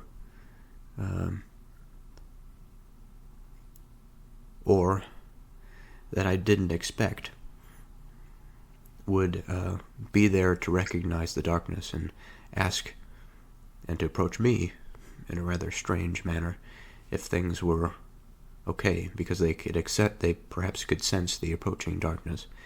And in that situation, they could say that they knew it, but in the former, they could say that they knew it not. Okay, so there is that. Again, the point being that the individual is still very much part of this journey, that they are quite inserted into this. We are thinking from our own perspective. Eventually, though, there is this perspective shift, which I think there is the strong parallel to the music that I long for and enjoy when I hear it. It is that beautiful transition into something that is big and expansive. And now we see the beginnings of this occur right after the first part of verse 12. The first part being, again, if you say, "Behold, we knew it not." Now the part after the semicolon is, "Does not he that ponders the heart consider it?" Now there's a bit of a shaky ground here, and by shaky I mean that we are entering into this liminal space in which we can consider, again, our own perspective, in which we are the ones that are actively engaged in pondering the heart. That is the whole point of this experience, and the whole point of reading this is to ponder our hearts, ponder that aspect of man that seems to be connected to something that is more than just himself, that his heart, the things that ground him to his experience are fundamental to the way that he understands the reality, or again, the experience that he finds himself in.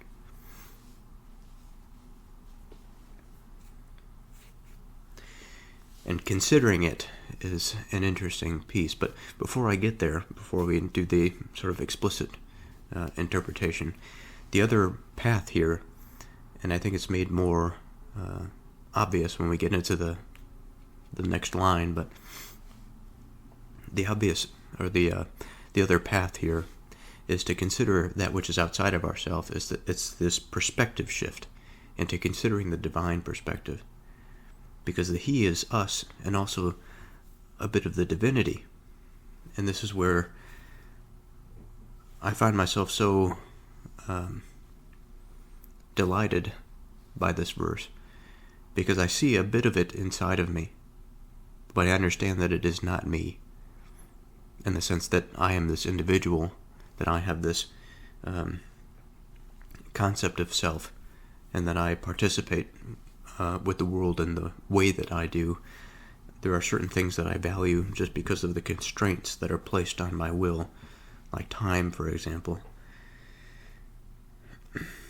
But then again, there is this other perspective in which my mind can also inhabit, in which it changes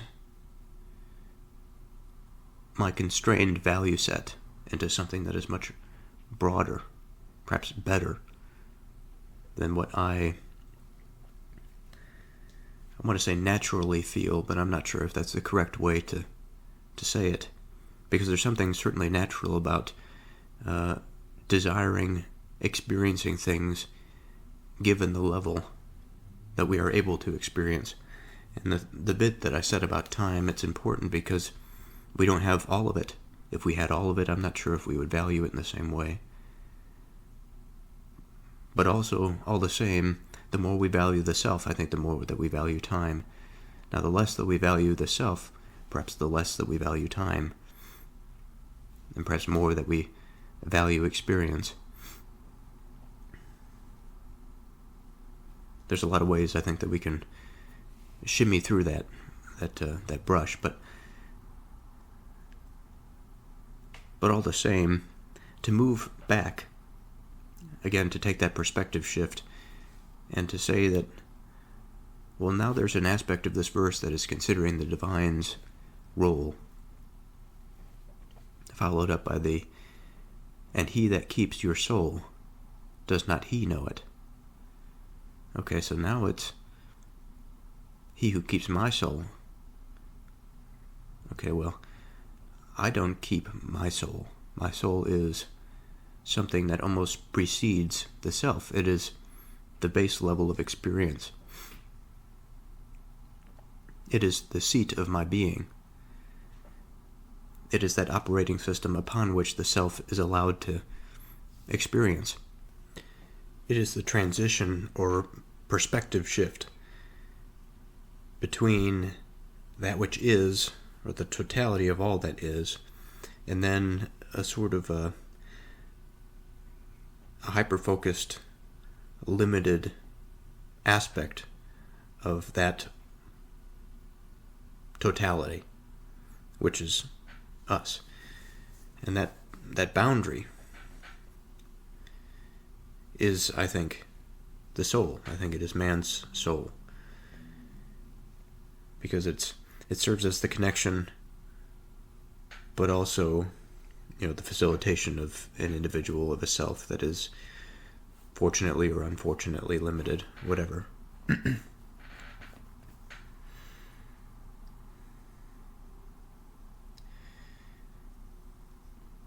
So,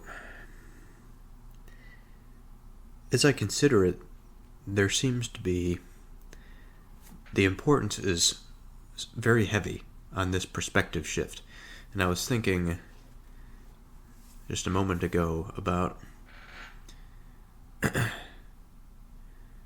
general experience of life, and that I go through these periods of a general plateau, and I rest myself on that plateau for a little while, get my bearings, I spend my days, I come to determine that there's something on this plane that is limiting, or maybe not limiting, but stagnant, much like a pool of water that can be sustaining, but also if it sits unfiltered or uncirculated, it can become heavily infested with bacteria and all of this sort of thing. And it's much like that in my experience, in which if I find myself on these plateaus, or if I catch myself doing something that I think I should change, but it just continues, there comes a point that I make the change, that I go through that boundary point, and something changes. Perhaps it's for the better. Hopefully it's for the better.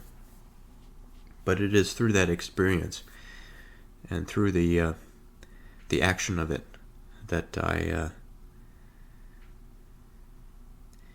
I come to the understanding that it's necessary to shift my perspective.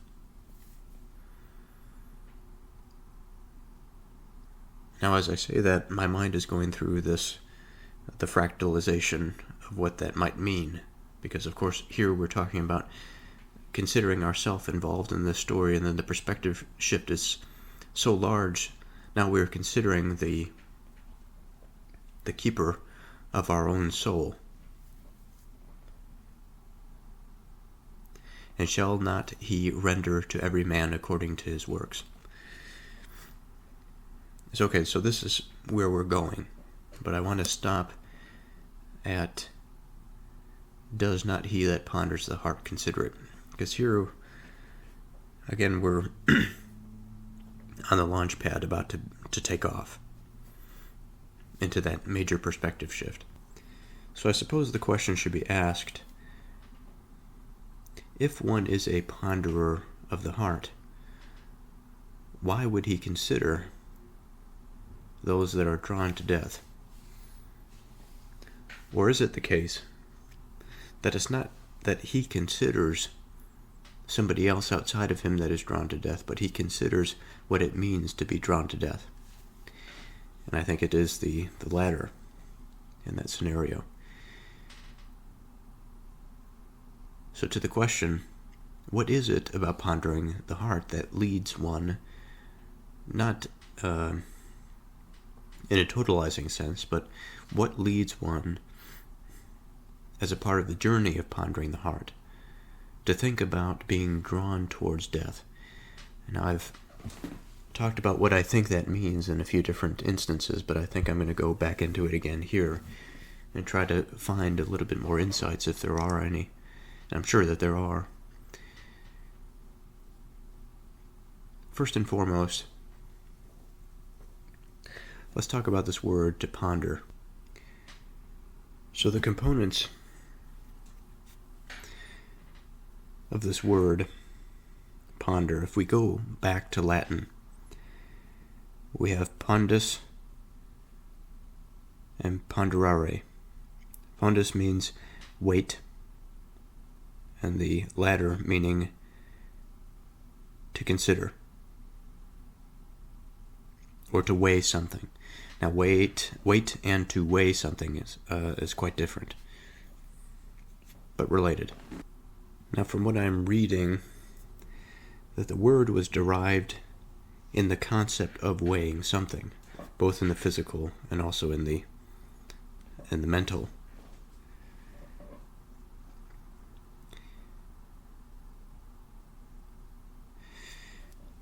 Now, the way in which we think about the word ponder, certainly consideration is a fundamental component. But when we think about weighing something, what are we trying to determine? Now, in a physical sense, it's quite straightforward what we are looking for. We are looking for a value that we can attribute to something. A value that is a standard that is beyond our own misconception, that we may be deceived by the receptors in our hands when we pick up a pen, and then we compare it to a weight of another pen. The difference in weight might be so small that it's hard to appreciate the two, especially with our eyes closed. I had this conversation today with a 9-year-old. I had a 15-pound ball of sand and a 15-pound dumbbell, and she seemed not to understand that the two objects were the same weight, and the dumbbell was obviously much smaller than the ball of sand that was 15 pounds. And going through that process of explaining it to her, I thought was interesting to myself, interesting in my mind.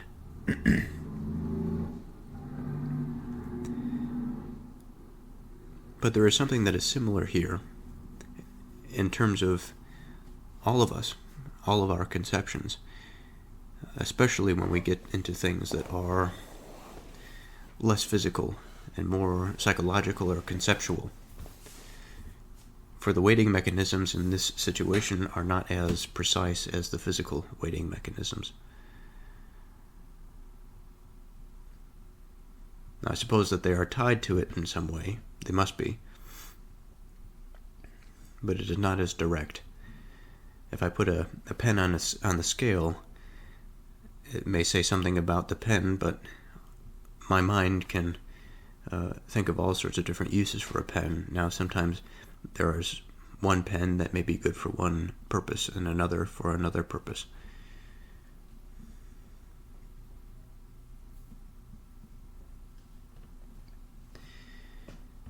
But all the same,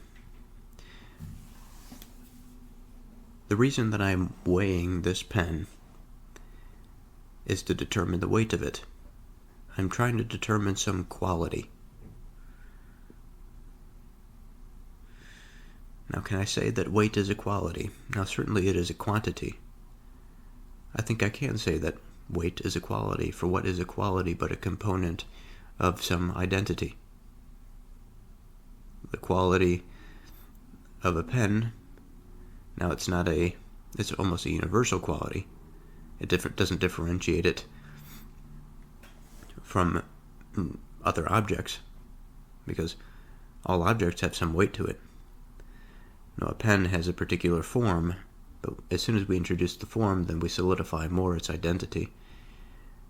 But the weight of it may average around the same weight, but there are plenty of things that average around that weight. Again, it's hard to identify something off of a quality that is so universal. But when it comes to other things, perhaps not necessarily in terms of trying to determine its identity, but to attribute value to something, understanding the quality of weight of a particular identity becomes very important, whether it be money or food or something that is readily transferable into a form of money that can be exchanged for other goods and services. It can be said that we are giving a quantity or some numeric value to a distinctive attribute or characteristic by something.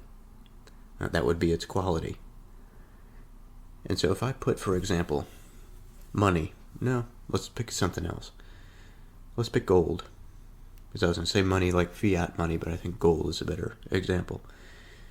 I put gold on the scale. Now, the reason that I would want to precisely know how much gold there is because of how valuable it is. And so what does that mean? Well, it means that if I know exactly how much, and I think it is better to know more exactly, because I can say that I roughly know that the amount of gold that I have is between 10 pounds and 5 pounds, or 10 pounds and 1 pound. The value difference between 1 pound and 10 pounds is immense. And so I would want some sort of system of measurement that was not so poor, and that restricted afforded more precise measurements. And 1 pound of gold, perhaps, I can get in the ounce range, or within the range of the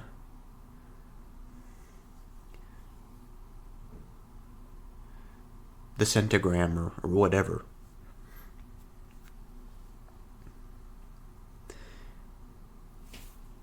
In this arena, in the arena of precision, what I have done is I have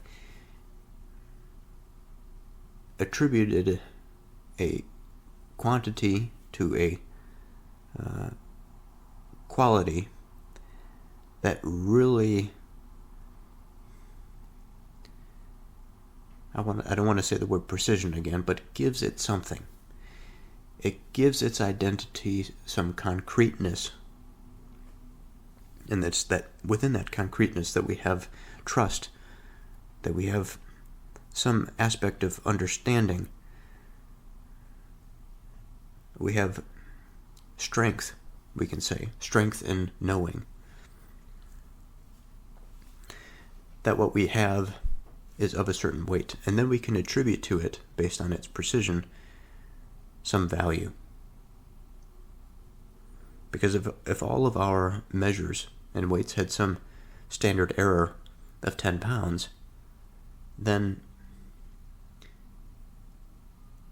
the value that we would place to the object or the thing or the goal in the situation would reflect that.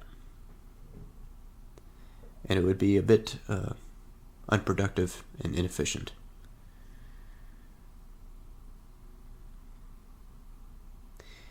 And so the question comes in, okay, so we have this weird understanding of weight and precision. And we are considering it in the physical domain, obviously. The question is then not so much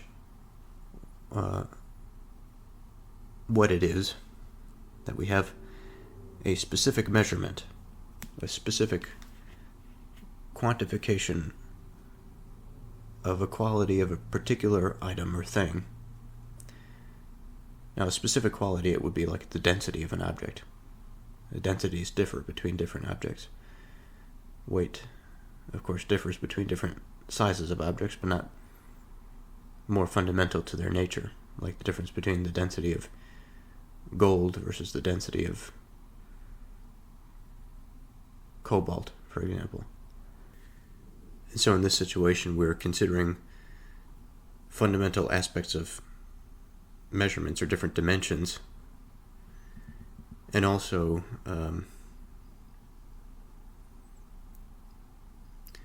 different dimensions, and then adding them to other dimensions. And as we increase the dimensionality, we can understand better because we have different perspectives by which to understand something. So in the case of density, if we have some mass that occupies a particular volume, and we compare that to some other thing, and there's a difference between them, we can separate them and say, okay, these are two different things based on these qualities. And other qualities, obviously, too. But this is the point. Because although considering weight is a relatively simple example, because that which it differentiates is not all that extreme compared to what we understand of how we can differentiate things, how we can identify things, the different dimensions that we can measure something under to determine its identity. It does provide us a useful starting place to consider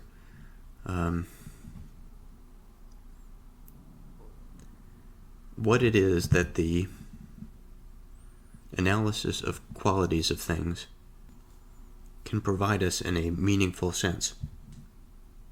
Because to have the weight of something doesn't do much for us. It is the broader context in which the weight is integrated into some exchange, for example, that matters.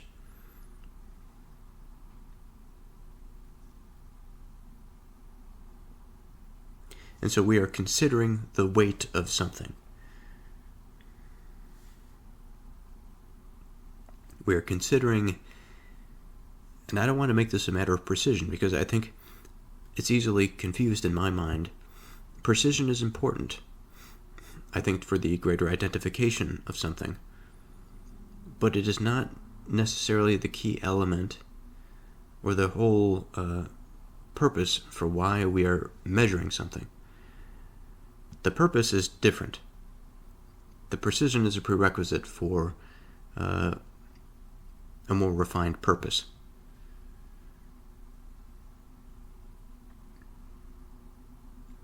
Does not he that ponders the heart consider it?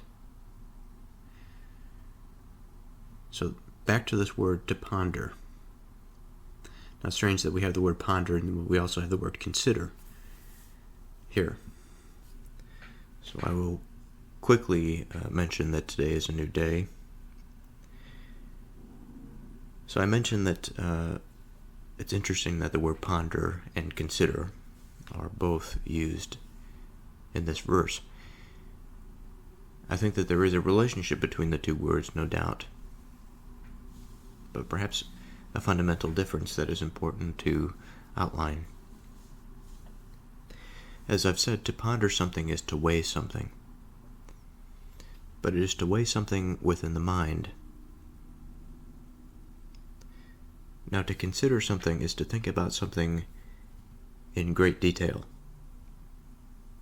to think about something carefully before making some decision or putting your decision into some action.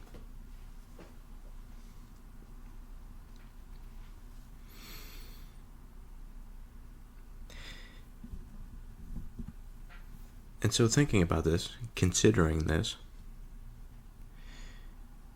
when I reflect on my experience, let me take today and the experiences that I've had today. When I ponder, when I weigh my experiences in different situations, there are many things that I can weigh, just like there are many material objects that I can weigh. There are many things in these little cubbies that are in front of me that have different weights to them, and I can pick each one of them separately and weigh them.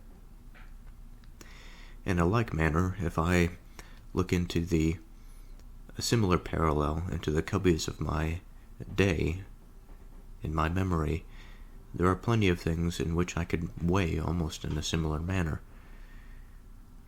in the sense that I can examine my interactions with people, and I can examine the weight, but in this situation, it's seemingly difficult to exact an analogy that is similar to what I am so familiar with, which is this precise physical measurement of weight.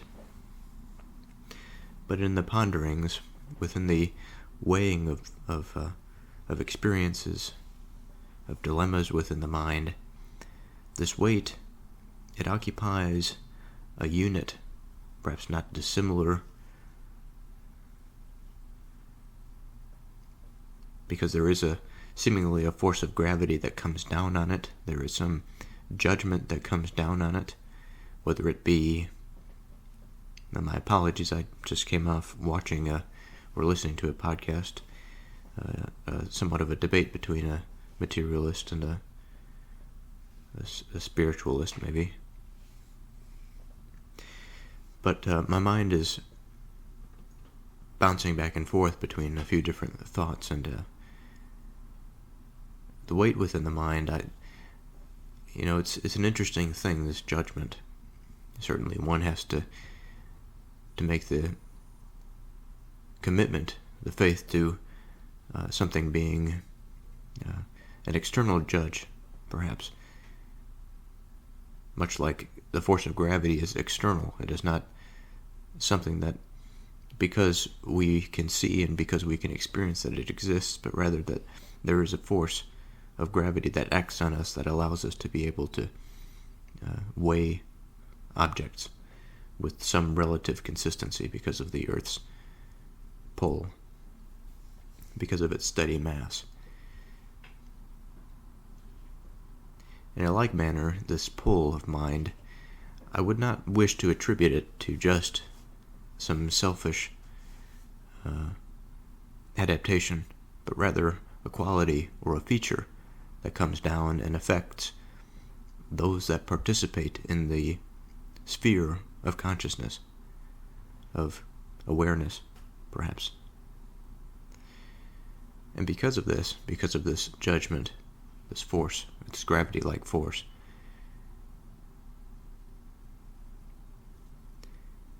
to ponder is to weigh within this condition. And so the difficulty for me comes in when I consider that I, as a human being, as this thing that is so accustomed to relating myself with myself, perhaps too much so, that I find it difficult to be precise within that sphere. Now, I'm not sure how I would design something to measure the various objects that are in front of me. I suppose I can think about it for some time and come up with some contraption. And suppose I shouldn't be too harsh upon the pondering, in the sense that there may be some similar design in which mentally I can construct an apparatus that would be quite precise, in which I could come to weighing my decisions, weighing my experiences, which is what I initially started this thought out with, thinking about the experiences of the day today.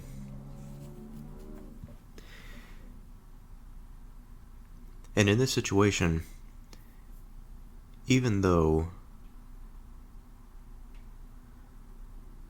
like in the situation of weighing an object, I can do so arbitrarily, but my mind would still be drawn towards items to weigh. Now in my mind I can think of experiences today that I can weigh. But once I have identified the object, the material object to weigh,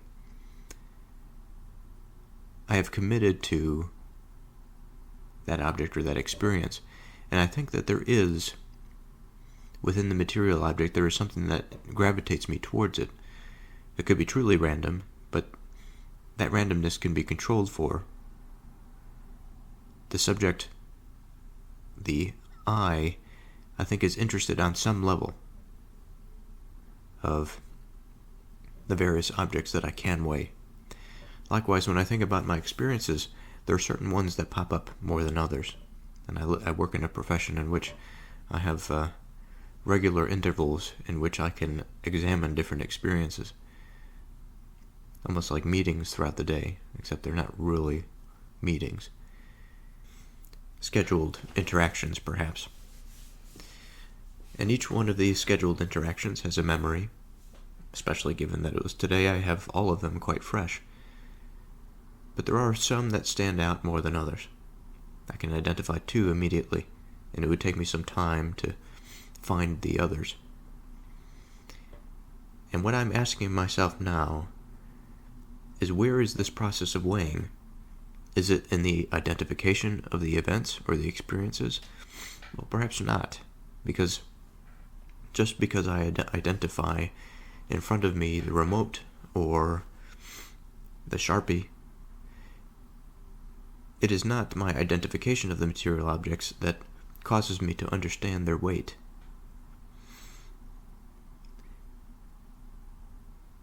It is a part of the process, surely, to identify them, much like I'm identifying the experiences. But to truly satisfy that quality of weight, I must manipulate the object in the most informal way possible, perhaps the most imprecise way possible, is to grab the objects, as I'm doing right now, and to hold them in my hands. I have a small remote and I have a blue Sharpie pen. To my perception, it feels as though the remote is heavier than the Sharpie pen. And this is probably true, and the battery is quite heavy. The battery is probably heavier than the pen itself. So I have this informal system of measurement.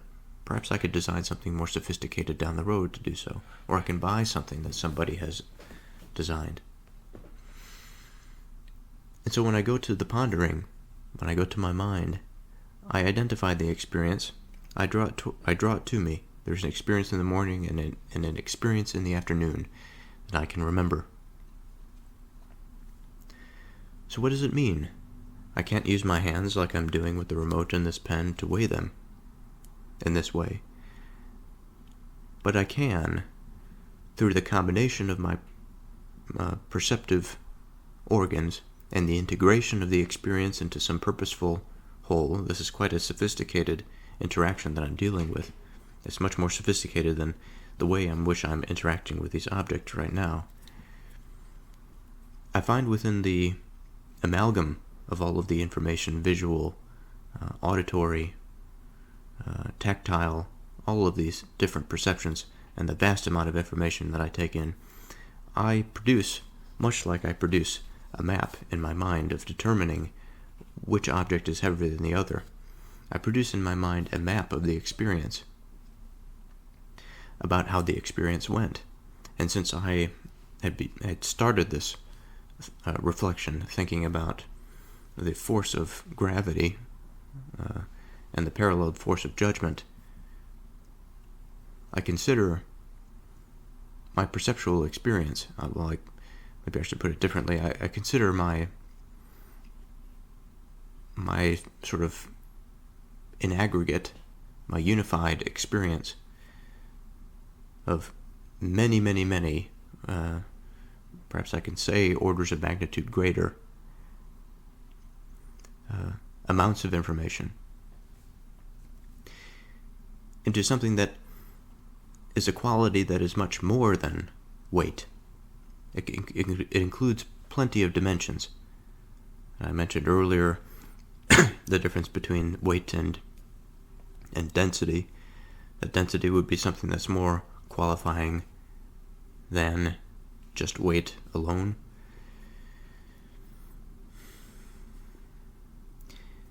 In this way, my experiences have, again, a vast amount of dimensionality to it. I mentioned a few. Again, the visual, the auditory, tactile.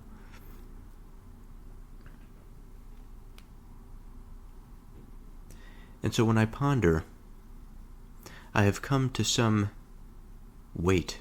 I've established thought, and I have examined, I have introduced some value to the quality of the experience. Much like, again, in the material sense, I continue to hold on to the remote and the pen as I speak. I've produced some quality, although it's not an explicit quantity. There's a quality to these two objects that I now can appreciate. Okay. So now that within the pondering I have identified a quality of something, what further does this word consideration bring us? Well, in the situation of the material objects, I have the pen and I have the remote. I have established the quality, but to think about the quality in detail, I think, is to think about the significance of the quality. And so, if I'm going to think about the events of the day, I can prescribe the quality, but it doesn't go very far if I don't consider the purpose or the context in which that judgment would serve some useful expenditure of energy, perhaps. That's a strange way to put it, but just sort of, because I'm using a material explanation to describe the value that is being placed in considering some event that has occurred throughout my day.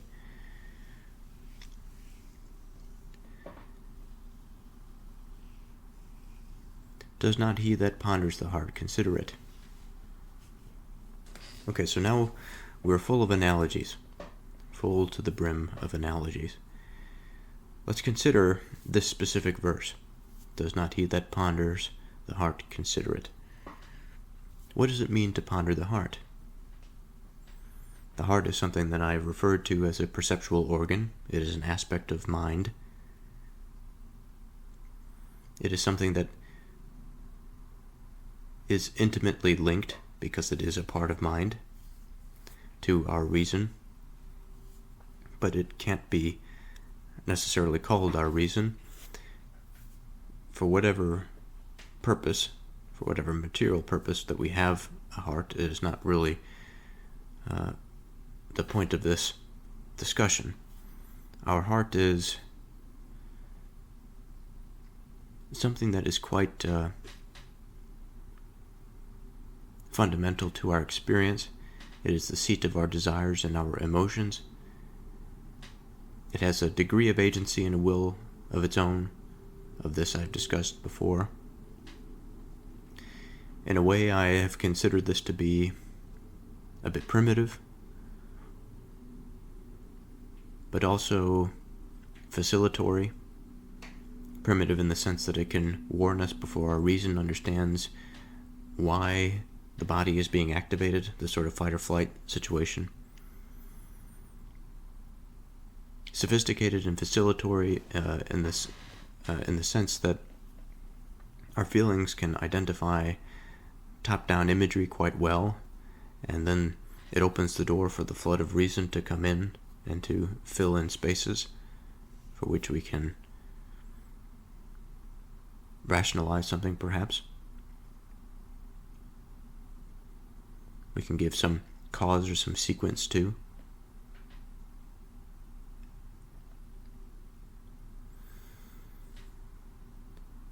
So again, to ponder this heart, as I've mentioned, to ponder something is to give something a quality. Now, in my description just now, I have given the heart quite a few qualities. I've said that it is an aspect of mind, that it is the seat of our feelings and desires. I've gone a little bit beyond that, I think, into the realm of consideration. Or perhaps I have not yet, but it's hard to say sometimes where that boundary is. But moving now explicitly into the realm of consideration, I think it would be to consider the heart plus the qualities that I have attributed to it. Whether it's correct or not doesn't matter. This is the frame that I'm choosing to use. In this matter, what is correct is a bit fluid, because we can use different identities might not be the right word, but we can use different placeholders for identity. This is the fun part about mind, is that the material world, quite limited. I can imagine this Sharpie pen that I hold in front of my hand. It's blue.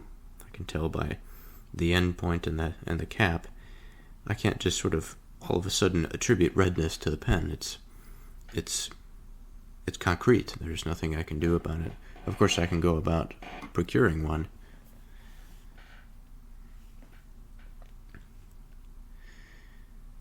But in the mind, we're much open to explore. Okay, so all of that is to say that the concepts that I am using can be interpreted differently by somebody else.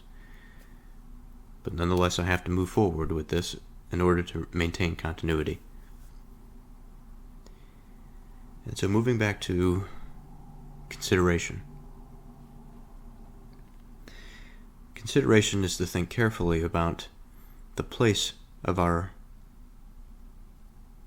feelings and our desires. And I think consideration would extend into the discussion that I had recently outlined about the will of the heart.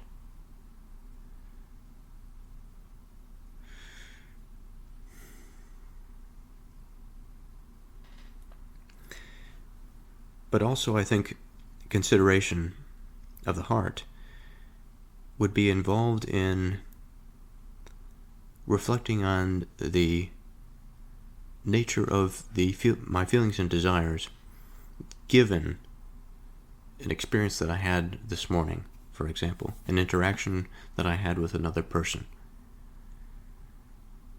And in that context, there is consideration. I've pondered the heart enough to know its qualities.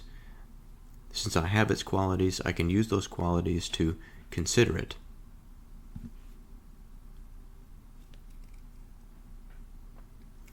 If you say, "Behold, we knew it not," does not he that ponders the heart consider it? Okay, so in the broader context of these two verses, what can we say? we have this business of qualification or qualities and a contextual exploration or a deep consideration, some careful thought. Why does he that ponders the heart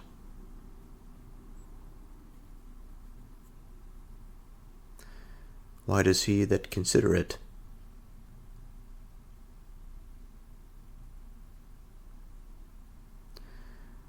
why does he know the way away from death?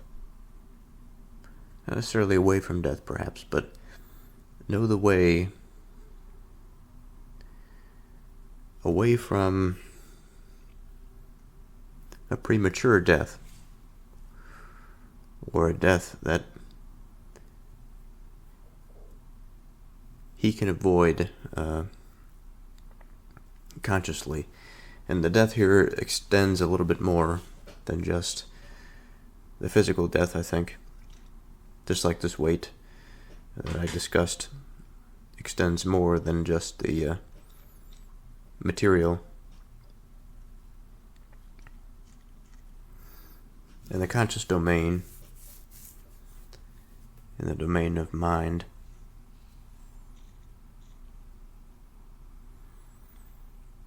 there are plenty of ways in which the mind can be tempted towards darkness. Darkness is a big placeholder. I think a big component of that darkness, or the quality of that darkness, the pondering of that darkness, is meaninglessness. It is purposelessness. It lacks consideration.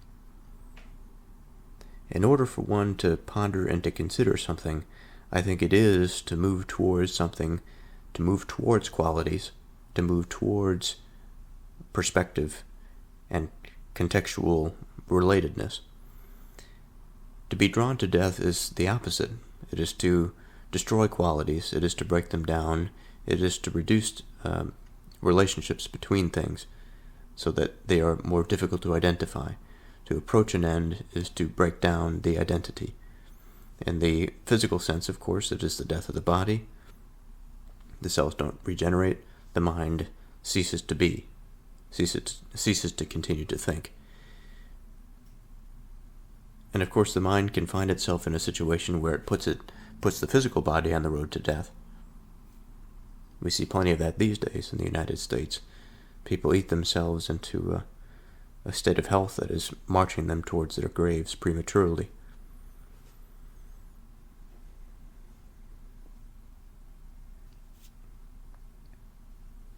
If you say, "Behold, we knew it not." And so there's this aspect of judgment that is coming here through the verse. It's saying, well, how can you say that you didn't know? You were aware of the process of thinking. You were aware of how to identify qualities and how to put them in relationship to other things, and how to appropriately justify your thoughts, and how to integrate your experience such that it is fulfilling, that it's meaningful. You cannot give yourself the excuse that you knew it not, if you were aware that it was possible to do it. Does not he that ponders the heart consider it? And then, of course, the next part. And he that keeps your soul, does not he know it? So what can we say of this now? So today is a new day. And I'll have to make a confession that today wasn't the most productive of days, though it is a Saturday.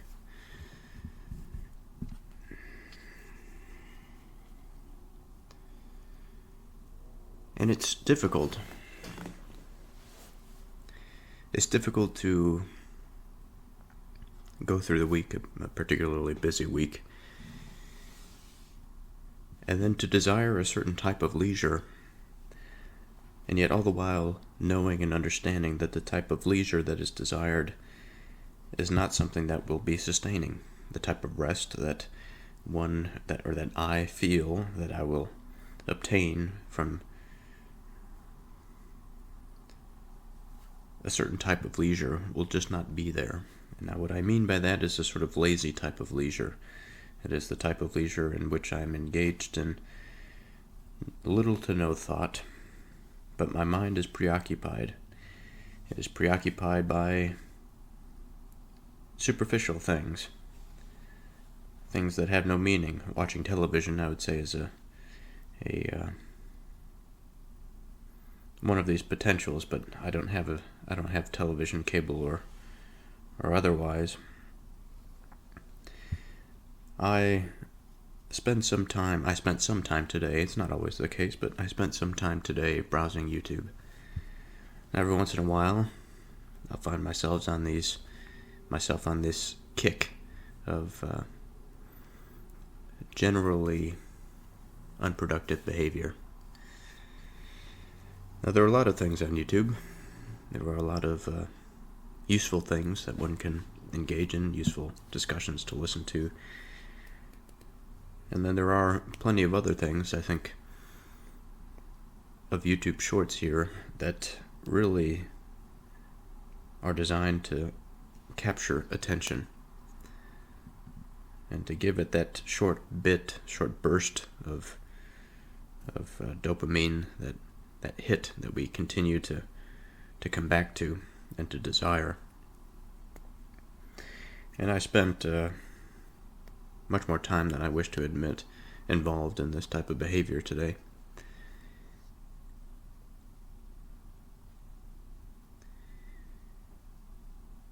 And as I consider this now, as I engage in this type of experience or this type of leisure, perhaps I could say, more of a productive leisure, a self-reflective leisure, I think of the map that we have been trying to put together from what the information of the Proverbs has to offer us. And the irony is that much of my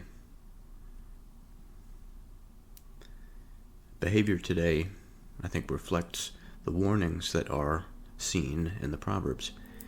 The emphasis is placed on attention, that what is truly valuable is where the attention goes and how it is brought into the actionable space, into the physical domain, into the material world.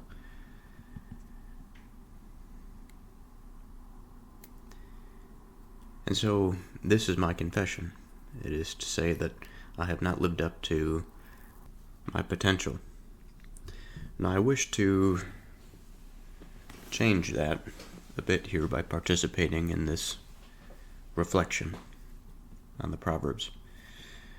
So to return to where I was prior, we are discussing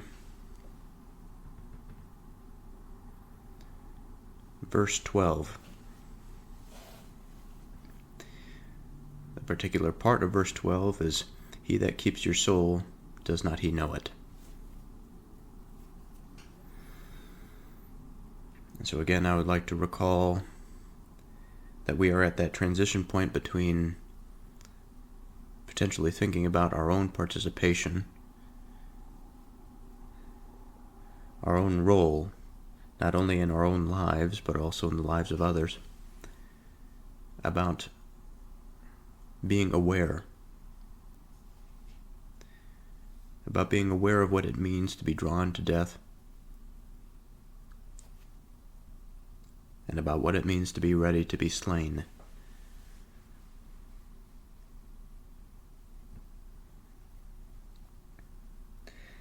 That this drawing to absence, to that which is not, is unproductive. It is not fulfilling. My mind immediately goes to some of the cultural conversations that are out there in the internet sphere that have been discussing this I think in some broad sense, the discussion is around the reemergence of religious thought and of the ancient traditions. And it's also housed within a context of the age that we live in, this world that is supposedly after a world that had a heavy belief in the transcendent or in the supernatural.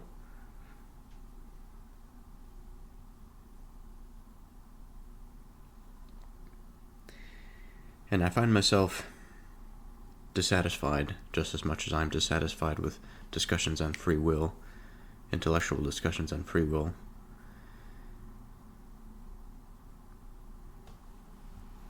And I wonder at times why I'm so dissatisfied. In terms of free will, the popular discussions on that sort of thing that one might hear from popular religious figures and Christopher Hitchens, that I understand quite well. That there is a degree of that debate and that conversation I think gets lost in definition, gets lost in the exactness of speech.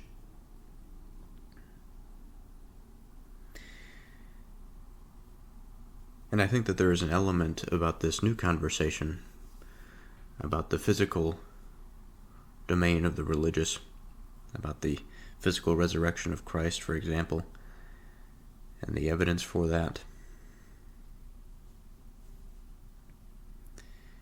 There seems to me to be significant sacrifices yet to be made, both on the part of the religious and on the part of the secular in the modern world.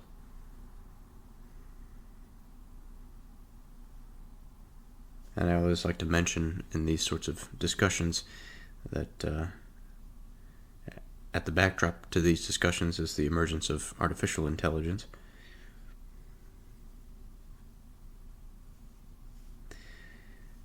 But I think that the reason that I'm particularly dissatisfied with the debate as it is not necessarily that I have no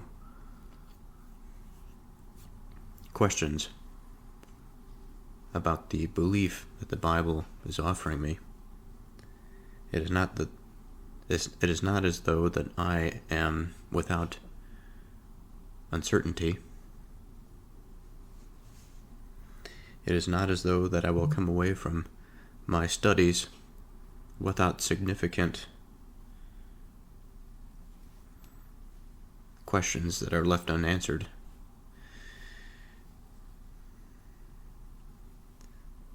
But I'm dissatisfied because when I participate in this experience, when I try my best to be religious in this manner and study from the Bible, or study from a religious text, although I think the religious experience is quite broad and it can manifest in many domains, but of course the inherited tradition is a powerful one.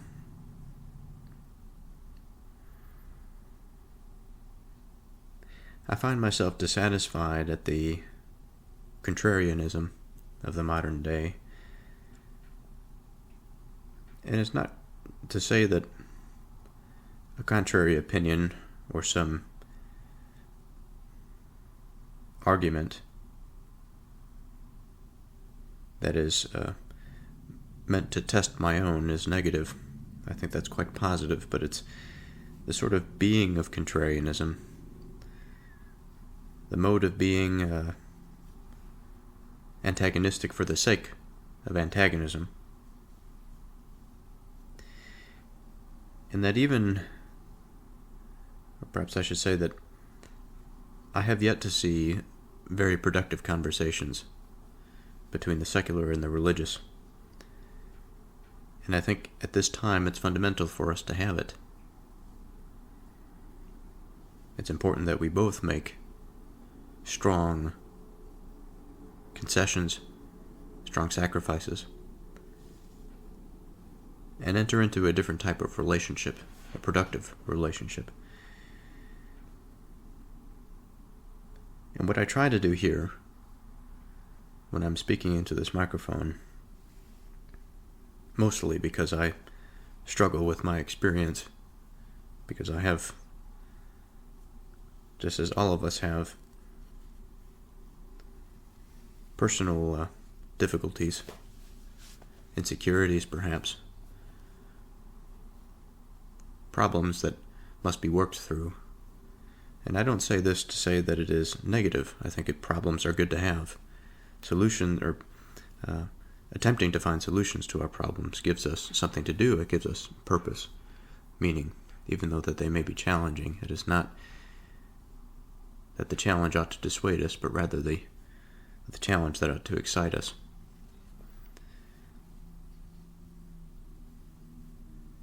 And I just wish that in the popular culture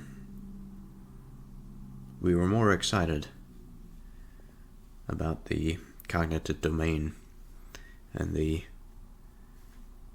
beauty that there is. And I suppose that maybe we're coming off of a long-awaited conflict that must be dealt with, and there's no other course but that.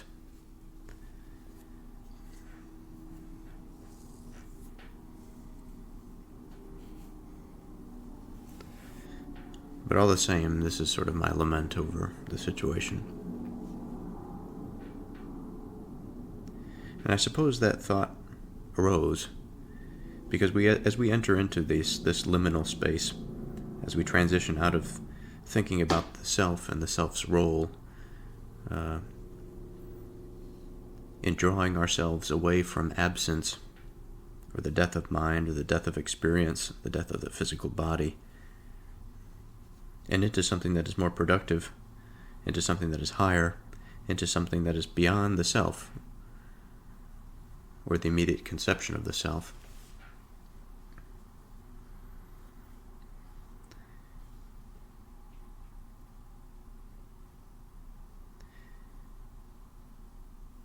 I suppose that since I struggle with this issue, I hate to see somebody desire or to make arguments against a particular way. And I have to be careful with my language here because I've already made a mistake. And it's not necessarily the argument against, but it is the preoccupation. It is the attention given to arguing for positions, or arguing against positions, maybe I should say, that offer an alternative or a road out of one's selfish delusion. I suppose that there are good arguments for it, but it would seem to me disingenuous to spend time doing so, just as much as it may be disingenuous to spend time, as I've done today, on YouTube, scrolling the shorts, wasting my attention away, arguing to myself about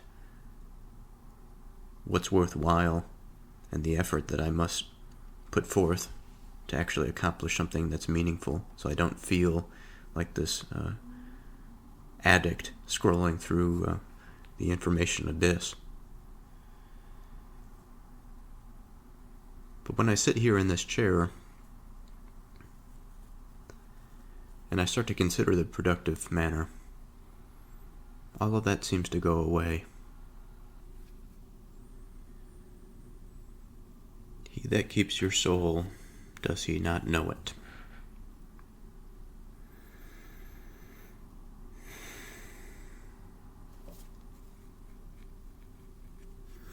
You know, it's funny. After watching these conversations, my mind now wants to go into similar debates. It's a bit of an irony. But as I've mentioned, this ought to be towards productive ends. And so,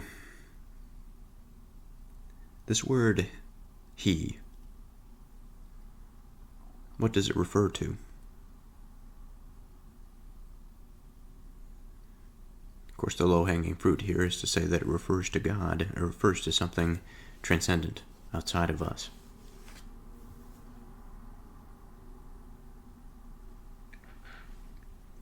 Because I suppose in one instance we can ask the question, who keeps our soul? And of course, to understand that question, we have to understand, well, what is the soul? As I've been describing it, it is the seat of being. It is the interface. Perhaps it's a conceptual interface, physical to a degree, but it's hard to explain exactly where its physicality is, because it's within, much like subatomic particles. It's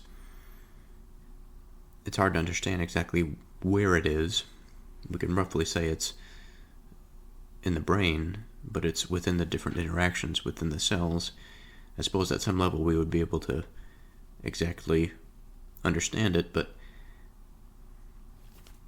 it would require a tool that is well outside of our capability. And so, although I think, and I do believe, that the understanding of such a thing is there, as it is information, as it can be seen, it can be conceptualized, even if it's not grasped in the way that it presents itself physically, I think we can project into something that is a rough approximation of what the physical structure of the soul, or at least our conception, our definition of the soul is within the physical substrate. But again, our soul is this seat of being, the interface between the reality that is, and then what we might consider the subject, or the projection, that is the self's meaningful representation of the world, of the environment, and of his experience, of his relationship to the world, of his relationship to everything that which is apart from the individual, the inner thoughts, the inner. And this relationship between the inside and the outside is an interesting one. I've heard many different things about it. I've heard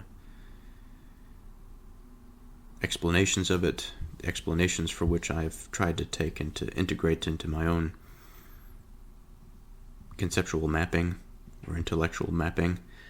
But I think as I reflect on this now, I think it's more of it is the pursuit of the individual that comes up with an understanding for these things. Not that it's entirely subjective, perhaps, but much like one person may have a perspective on a large object that's necessarily so based on their position, I would say the same for my new approach to this sort of thing. Now let me break this down a little bit so it makes a little bit more sense to myself, because I'm losing myself a little bit. Now what I mean to say, that if one, let's pick any large object, let's say a mountain, or a mountain range, that'll be a little bit better, and we can have a number of different groups of people that are around this mountain range, and let's say that they can interact with each other through some telecommunicative communicative means. Each party or each group will have a different perspective about where they are. They may understand generally their location based on a map or something that has been put together by somebody before them. But just based on the pure volume of information that comes in through the senses, that perspective is necessarily going to be different from a group that is somewhere else on the mountain range. And their communication with each other will eventually reveal that difference of experience. And it's not to say that one group's experience is wrong versus the other.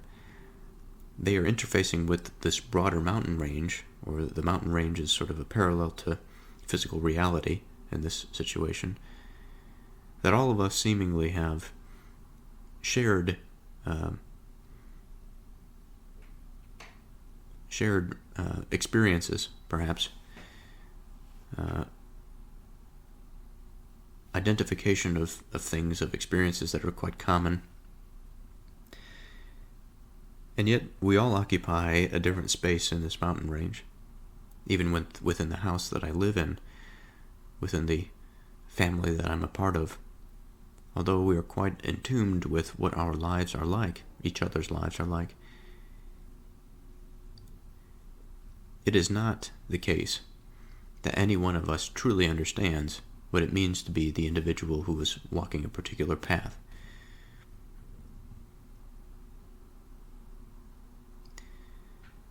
Okay, so why say this? Why approach it in this way? Well, because I think that the soul occupies this space to a degree. It is that thing that I conceptualize, that I define as the seat of being. It is the thing that is unique to the individual, that interface of information as it enters into the singular, the independent, as it enters into the being that is capable of seeing it. And that word seeing is quite interesting. Seeing it, interpreting it, intuiting it, justifying it.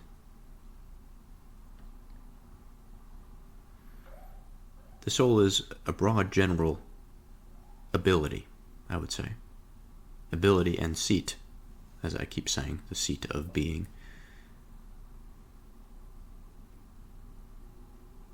He that keeps your soul. And so within this map, within this landscape, we can ask the question, well, who then keeps the whole of that experience? Because we have a part of that experience. We can conceptualize that there is a whole of experience. The question is then, is there something that occupies that space, that understands the whole of experience?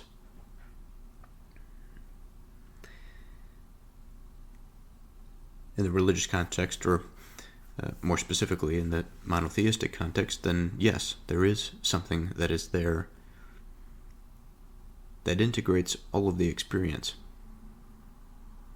It is the integration of all of the experience that allows the experience to be in the first place.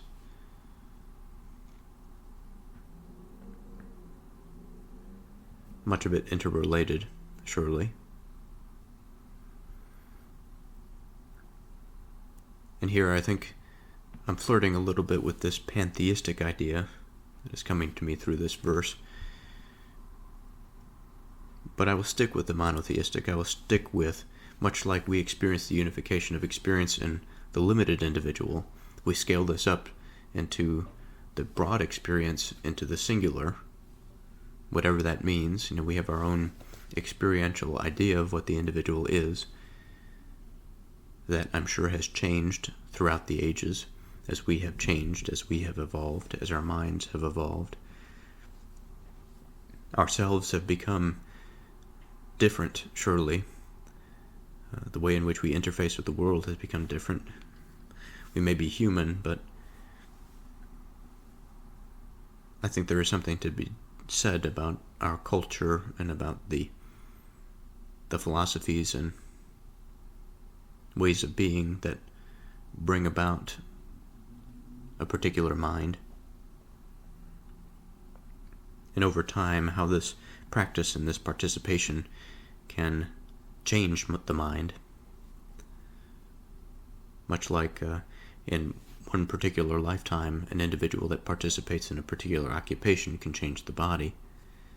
I think of a carpenter, for example, who develops strong muscles and hard hands.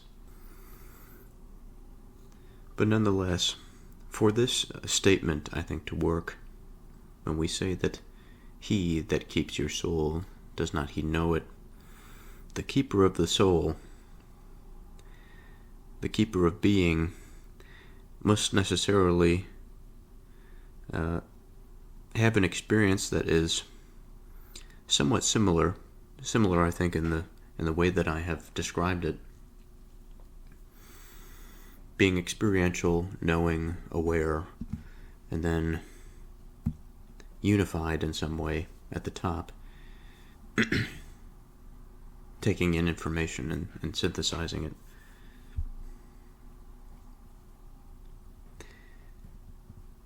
For this being to be the keeper of our souls, now that word keep, if I'm to keep something, to keep something that's important or fundamental, let's say that this box next to me, it is a music box that you wind up and it plays a tone. It was my mother's. So I keep this. It is not the same type of keeping as I keep money in my pocket or in my wallet. I keep this for a sentimental value. I keep it as something to facilitate my memory. I keep it because it is meaningful. And so in the same manner, I would have to imagine that this thing, this unification of experience, is unified through conscious agents, perhaps. Just like we as a conscious agent are unified through many different things. Our self is not just our desires from one minute to another. It is quite a sophisticated thing. It is something that changes from the morning to the afternoon to the evening. It is something that we try our best to exercise some control over in the sense of our will. But of course we are limited to a degree about how much control we actually have.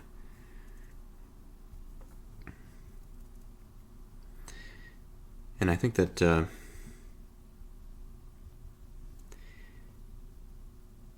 this experience of ours and this manner of keeping, our participation, although our awareness does not reflect it, is in contribution to this broader whole, this broader consciousness, perhaps. Now, in what way can I actually make that claim without making some error? And I'm not sure that I can, other than there is something that is plausible, that it is hypothetical. And perhaps some would be content to call this where their faith rests. I, to a degree, might as well, but I think faith is a bit more than just that, than making some leap. I've never been satisfied with that answer. Regardless of what we are a part of, what this mind of ours is a part of, if we are prompted to consider that our soul is kept by something, because of course the soul is not something that we control, it's something that we are given, it is something beyond us. This is another example, I think, of the limitations of will, because we cannot just sort of out of nowhere change our soul or change our interface with reality, not unless we have significant change technologically and culturally in the form of religious and philosophical insights. But even so, it is not as though man can do this on a switch. It is something that occurs over generations and generations, many experiences, many periods of darkness, many productive periods.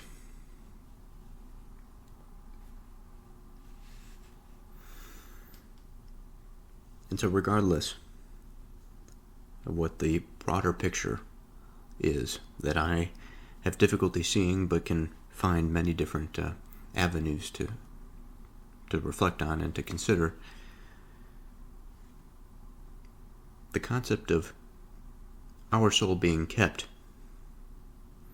implies as I've mentioned, that there is a degree of order that is outside of our control.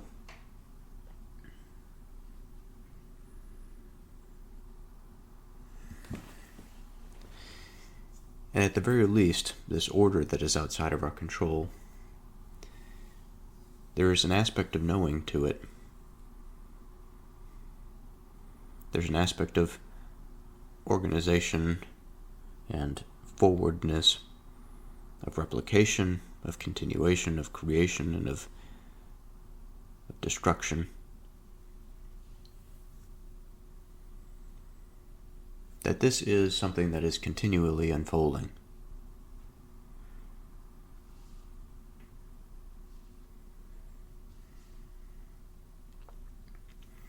Again, something for which we are a part of.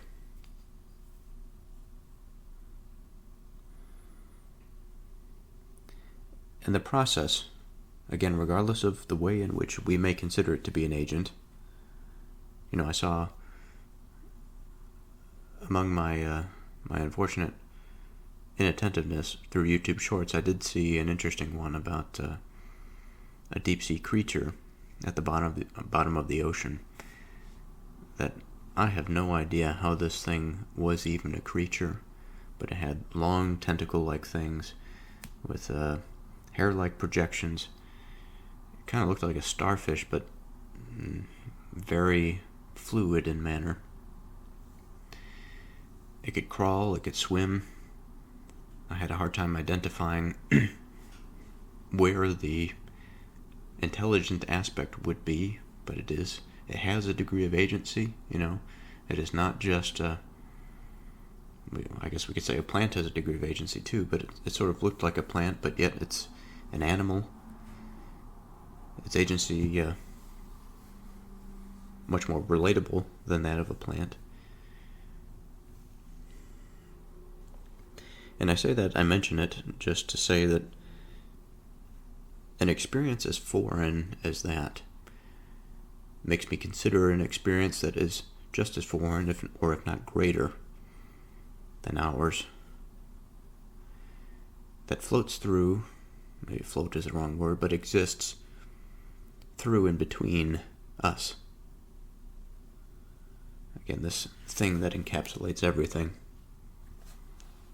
And that this knowing is a part of a process or a procedure, again, through which things come to be. Things come to be ordered. And somehow, within all of that, it comes down to us in the form of verse 11, if you forbear to deliver them that are drawn unto death, and those that are ready to be slain.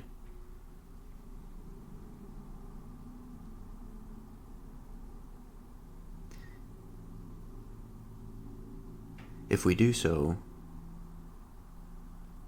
and we manage it effectively, we will prosper, and that there is something about our prospering that is good, and that this goodness is not just some subjective projection for individualistic survival, but that there is something about our experience that is meaningful in a broader context. The remaining reflection, I think, on this part of the verse is how this exactly relates to what we've been talking about. I think I understand to a degree that there is importance about forbearing to deliver those that are drawn to death, whether it be, again, somebody else, maybe within the community or somebody close to us, or more broadly, and to ourselves as individuals. To move away from absence, to move away towards something that is actionable, productive, meaningful, purposeful.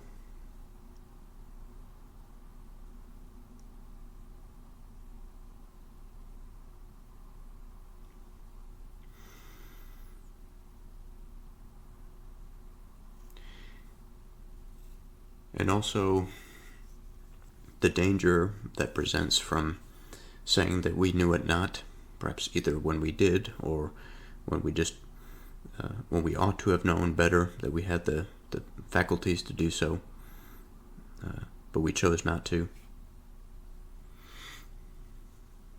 Of the man that considers the heart, considers experience, considers desires and feelings, considers a broad range of experiences, both those that include being drawn to death but also being drawn in the opposite direction, sort of the bigger picture, bigger map of the mountain range rather than a particular perspective of the mountain range.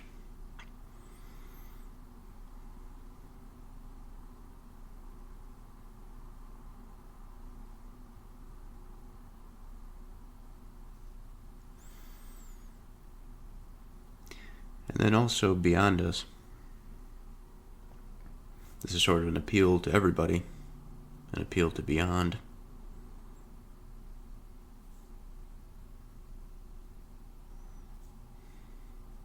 That our soul is a part of something. Rather, the way in which our mind interfaces with the world, it is necessarily a part of something.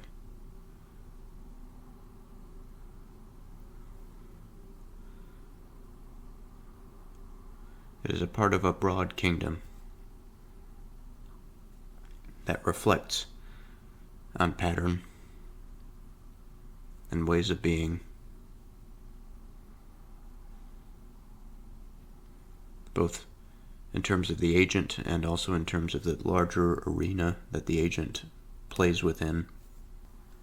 This, I think, is to prompt us to consider the vastness of potential, and that being drawn to death is fleeting, being desiring to be slain for some cause or what have you is too limiting of an ideology. Perhaps I think there's a lot there that I'm hesitant about, but there's some there that I believe to be true.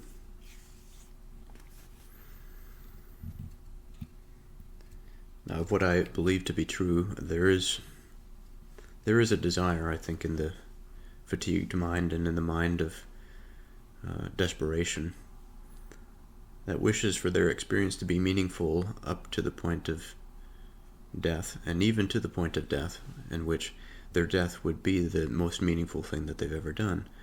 And yet, that sacrificial component is not for them, perhaps, to decide. Maybe it is, it's hard to say. But I think often that there are these types of sacrifices lead to improper placing. That is to say that if one is to be of the mind that their death would be more meaningful than their life, it's hard to find very many situations in which that type of sacrifice would actually be justified. I can think of a situation, some justified sense, maybe a father sacrifices himself in the defense of his children or his wife or whatever. But it's hard to do the opposite.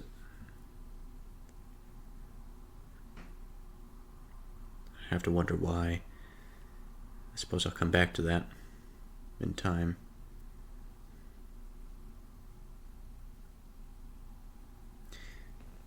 But to reiterate, I think that moving away from the individual into the liminal and then the broad agentic is to move up a layer and then to prompt the same reflection and say, well, imagine we have this capacity for projection, but then imagine an agent above us, and then the capacity of that thing to project outward from that. And so it's,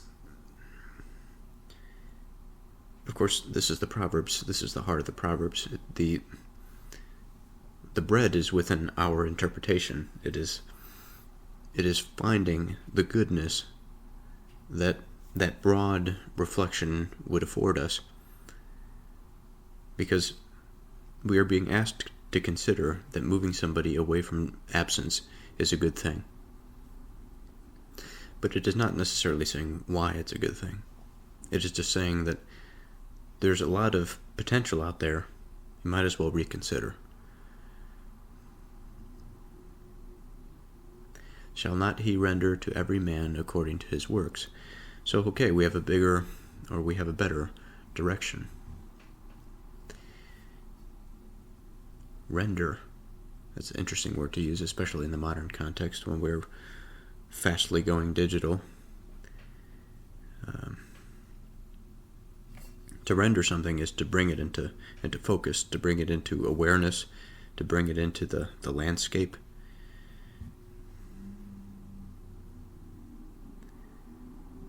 Shall not he render to every man according to his works? So if we take this word to render as to cause something to become, and we sort of fill it in there, shall not he cause something to become to every man according to his works? That would seem to suggest that within his works, that there are works that will cause certain things to become and other things to become not. Now, of course, of the former, we have the situation in which there is plenty of works that would be becoming of nothing. And so this causal pattern, the creation pattern, would not unfold if man participated or worked in a particular way. I have to wonder how far that actually goes. I'm not sure how much I can really expand or expound farther on it.